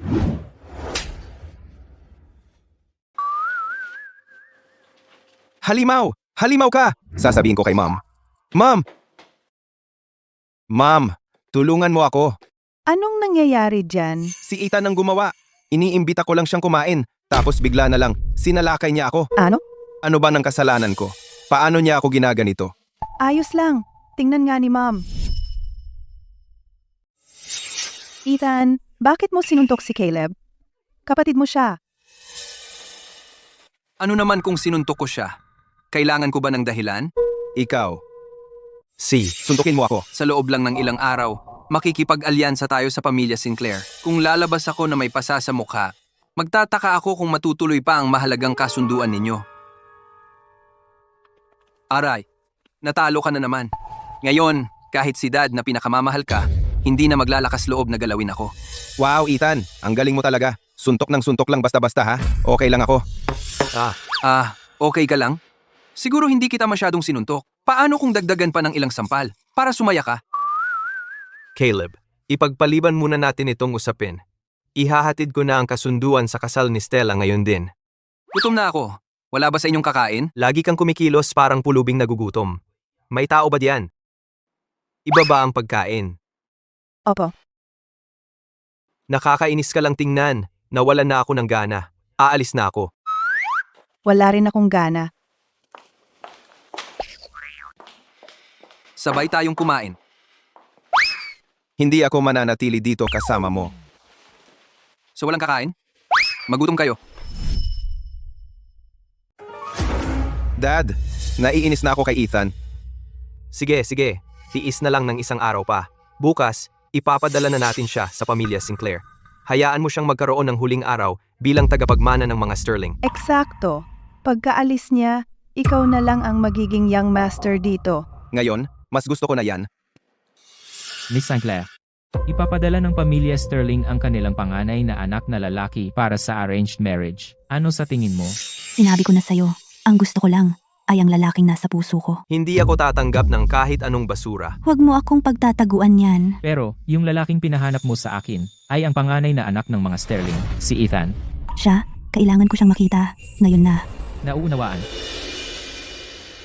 Secretary Miller, sige, uminom ka muna ng tsaa. Hindi na, salamat. Nandito lang ako sa tahanan ng mga Sterling para magdala ng mensahe mula kay Miss Sinclair. Pumunta ako sa bahay ng pamilya Sterling para ihatid ang mensahe ni Miss Sinclair. Sige, magpatuloy ka. Tiningnan na ni Miss Sinclair ang profile ni Mr. Sterling. Mr. Sterling, kailangan mong dalhin si Ethan sa pamilya Sinclair bukas. Bukas? May problema ba? May problema ba, Mr. Sterling? Tungkol sa proposal ni Miss Sinclair, napakaganda nito. Kaya itong bagay na ito ay tapos na. Mabuti. Teka, hindi pa ako pumapayag dito. Ethan, alam ko, ayaw mong iwan kami. Pero nakikita mo naman, ang mga Sinclair ay mas sabik pa sa pagtutugmang ito. Sila ang nagmamadali. Gusto ko nang umalis dito. Pero ipinangako mo sa akin ang aking dote. Anong dote? Hindi ka pa naman nakakapag-asawa sa pamilya nila. Anong kailangan mo ng dote? Alam na alam mo na hindi pa ako nakakapag-asawa sa pamilya nila. Ang ugali ni Miss Sinclair. Mas kilala mo iyon kaysa sa akin. Kapag pumunta na ako doon, makakabalik pa kaya ako? Ang bitag na inihanda mo para sa akin, mas malinaw kong nakikita kaysa kanino man. Kaya, kung hindi mo ibibigay ang pera ngayon,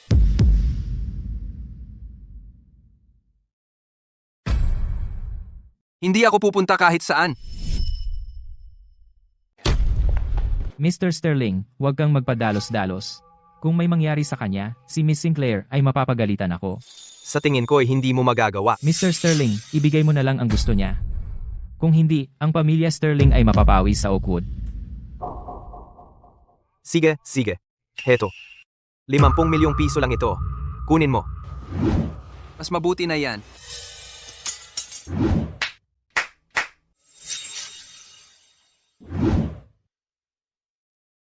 Ang grupo Sinclair ay narito upang magbigay ng dote. Nakikita ko na itinuturing ni Miss Sinclair ang anak ko ng napakataas. Lubos akong nalulugod. Tigilan! Mas gugustuhin kong itapon ang lahat ng ito kaysa magbigay ng kahit ano sa pamilya Sterling. Ethan, nawawala na ba sa isip mo? Secretary Miller, ang lahat ng mga bagay na ito ay para sa akin, di ba? Opo, siya. Tulungan mo akong ilagay ang lahat nito. Kaagad. Ethan, nawawala na nga sa isip mo. Tara na, ayaw kong gumugol ng kahit isang segundo pa sa bahay na ito. Kahit na ang Miss Sinclair mo ay isang mabangis na tigre o isang tsakal, mas mabuti yon kaysa makisama sa mga halimaw na ito kailanman. Ethan. Martha, alis na ako. Ethan. Kapag nandoon ka na, siguraduhing magparamdam ka. Martha, may 50 milyong piso sa card na ito. Isama mo si Lily at mag-aral ka sa ibang bansa. Ethan, ito ang kasunduan mo sa kasal. Huwag mong sabihin ikaw ay pumayag na pakasalan si MS St. Clair dahil sa akin. Hindi ko ito matatanggap. Martha, ikaw lang ang pamilya na meron ako. Karapat-dapat ka sa bawat piraso nito. Ethan,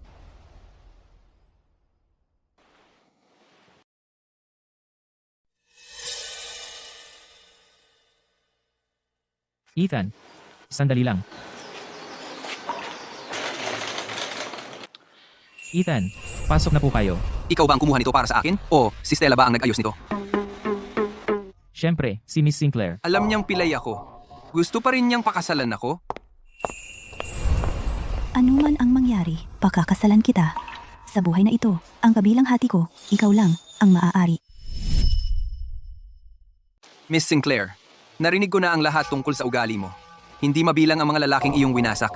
Ano man ang mga pakulo mo, ipakita mo lang. Huwag mo na akong subukang lokohin. Mga panliling lang? Sige, kung gayon, wala akong magagawa kundi gumamit ng masamang paraan. Ano bang ginagawa mo? Ethan, maligayang pag-uwi. Ethan, tinatawag mo pa rin ako niyan? Kilala mo ako?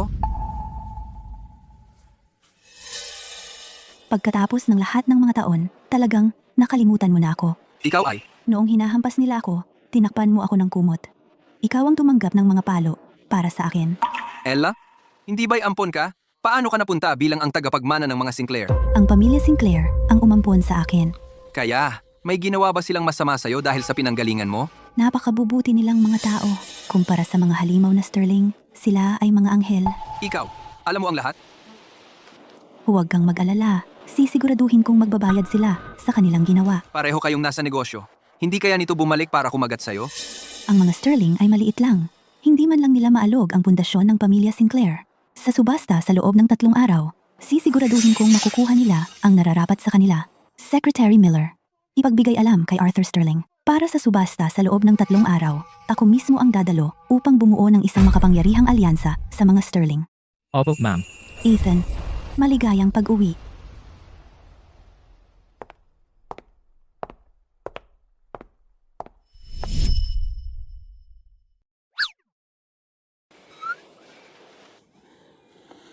Ethan, gising ka na.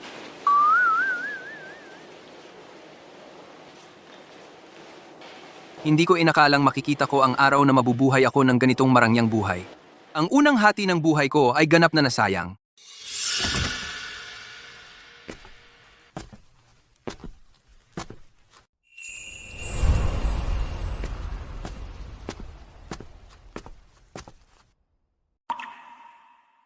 Plain pancit. Ethan, Martha, ikaw ba yan? Anong ginagawa mo rito? nag-alala si MS St. Clair na hindi ka komportable dito, kaya ipinadala niya ako. Binigyan pa niya ako ng 5 beses na dagdag sa sweldo. Hindi mo na kailangang magpasalamat sa akin. Ito ang pinakamaliit na magagawa ko. Bakit ko naman pasasalamatan ka? Inaayos ko para kay Martha na pumunta sa ibang bansa at makasama ang anak niyang nag-aaral sa abroad. Sa edad niya, dapat nasisiyahan siya sa buhay. Hindi naglilingkod sa iba. Ethan, ang paglilingkod sa iyo ay sarili kong pagpili. Nangako si MS St. Clair na papag-aralin sa abroad si Lily at papasok siya sa isang namungunang universidad. Wala na akong hihilingin pa. Ngayon may utang ka sa akin na pasasalamat, di ba? Sine. Martha, maaari ka nang umalis ngayon. Nag-ayos na ako ng doktor para tulungan siyang gumaling. Sige, Ethan, aalis na ako.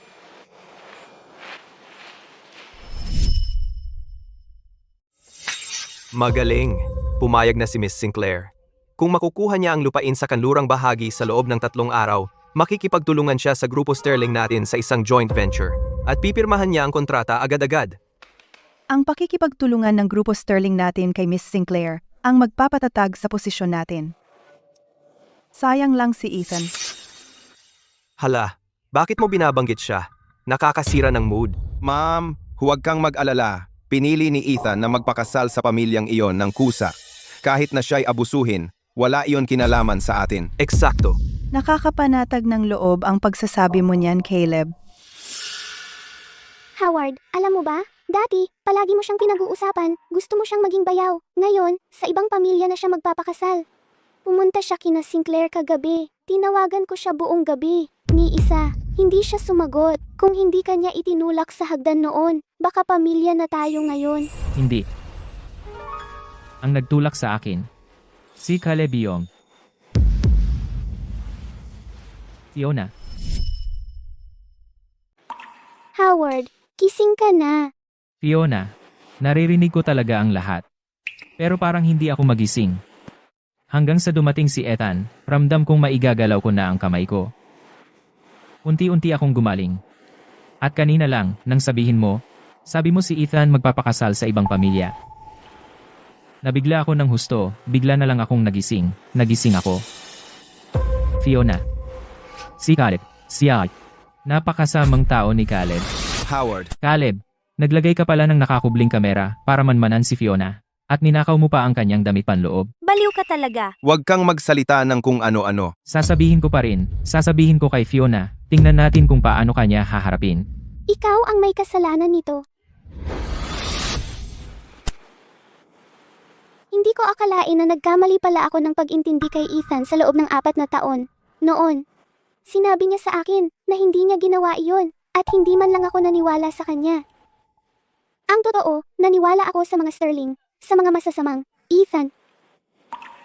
Nagkamali ako. Fiona, hindi pa huli ang lahat para ituwid ang mga bagay. Sinira ni Caleb ang buhay ni Ethan at ang buhay ko, ang buong buhay namin. Ngayon, sisiguraduhin kong magbabayad siya ng buong dugo. Sa ilang araw, magkakaroon na ng subasta. Pagdating ng panahon, Sabay nating pagtutuusin ang lahat ng lumang at bagong utang. MS, Sterling, tungkol sa ospital na pinasilap mo sa akin. May nakita ko. Ano iyon? Ako. Hindi ko magawang sabihin. Mas mabuting ikaw mismo ang tumingin. Si Caleb. Si Caleb, gabi-gabi siyang lumalabas. Nakikipag-hangout sa ibang babae, nagpa-party gabi-gabi. Naubos ang kanyang katawan at nagkaroon ng pagpalya ng bato. Ang bato na nasa kanya, kay Ethan yon. Caleb, hindi mo lang ninakaw lahat ng kay Ethan.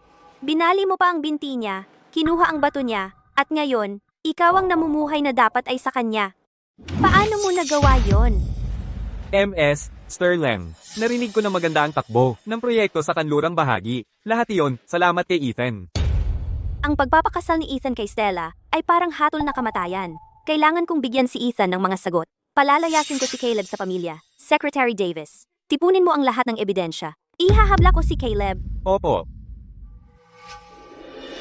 binabati natin ang Grupo Sinclair sa paggasta ng 100 bilyong piso para makuha ang proyekto sa lupa sa kanlurang bahagi. Umaasa kami na ang Grupo Sinclair ay makakatulong sa pag-unlad ng Oakwood at magdudulot ng mas malaking kasaganaan.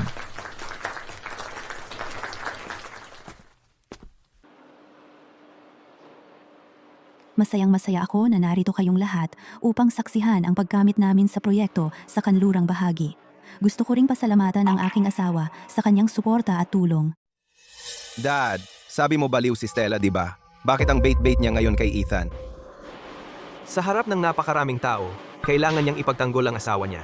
Tsaka, ang pagbanggit niya kay Ethan ay siguradong dahil sa pamilya natin, ang mga Sterling. Ibig mong sabihin, ginagawa niya yon para makipagtulungan sa pamilya natin? Ayos.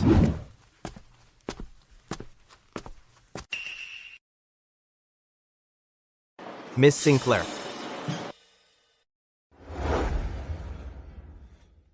Miss Sinclair, hindi ba't pumayag ka ngayong araw na pipirma ng kontrata sa akin tungkol sa pinagsamang pagpapaunlad ng lupa sa kanlurang bahagi? Kaya nga, dapat di ba tayo pipirma?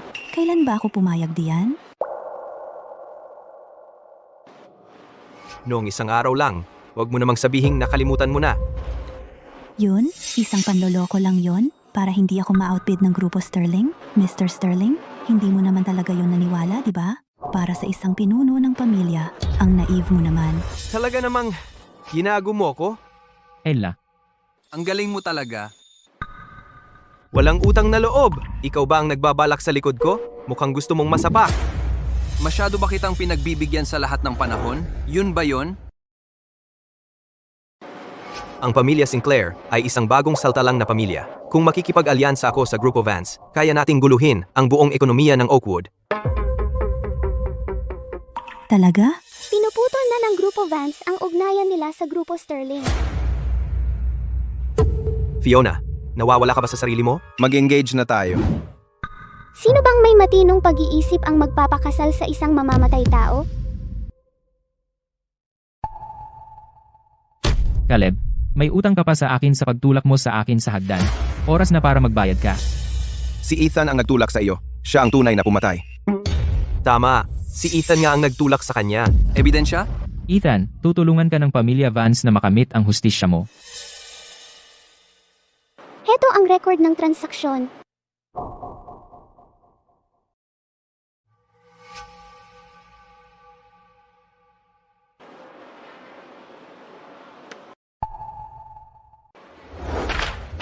Ang lupit mo. Sa tingin mo ba'y kaya pa ng alyansa ng Van Sterling na labanan ng pamilya Sinclair? Huwag mong subukang pag-awayin kami.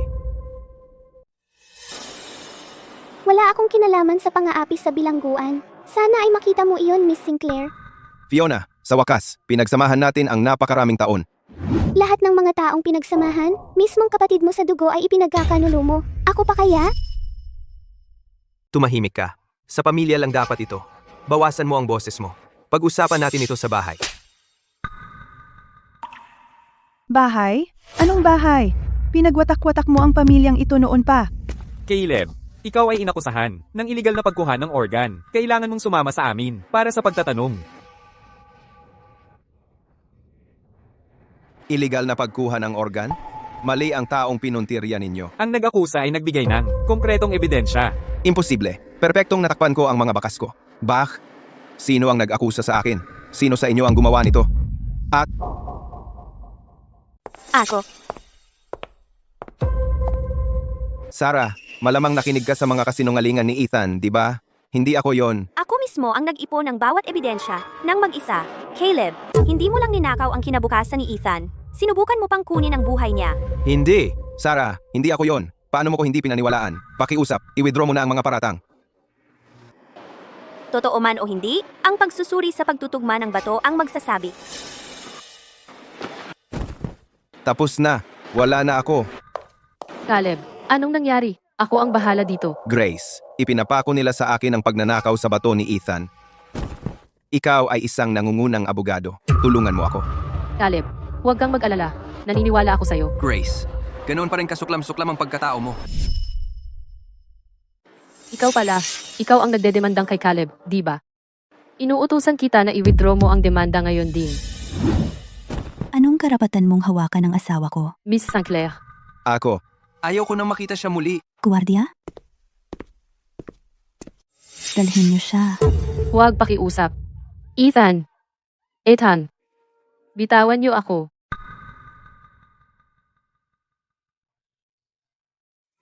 Dad, anong gagawin natin? Caleb, huwag kang mag-alala. Gagawin ko ang lahat para maprotektahan ka. Mr. Sterling, matagal ko nang gustong malaman kung bakit mo napakabuti sa iyong ampon na anak. Lahat, pakitingnan ang screen. Lahat, tingnan ninyo ang screen.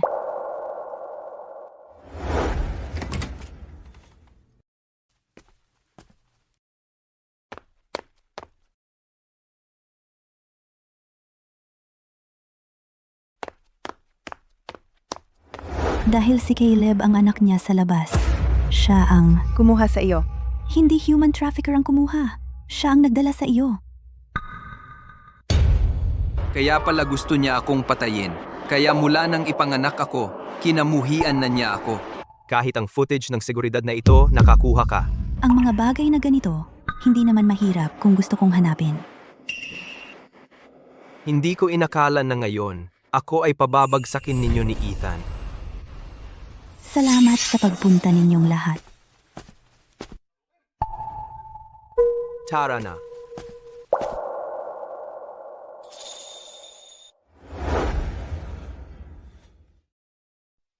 Ethan, nawala na ang lahat sa akin.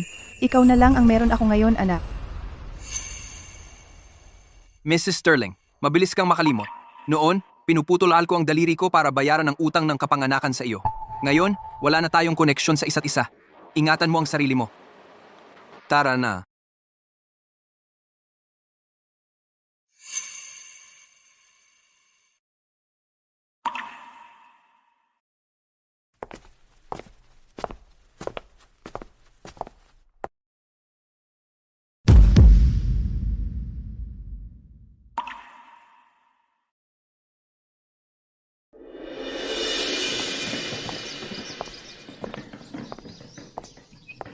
Nakipag-ugnayan na ako sa nangungunang espesyalista sa mundo para sa iyo. Ischedule natin ang operasyon.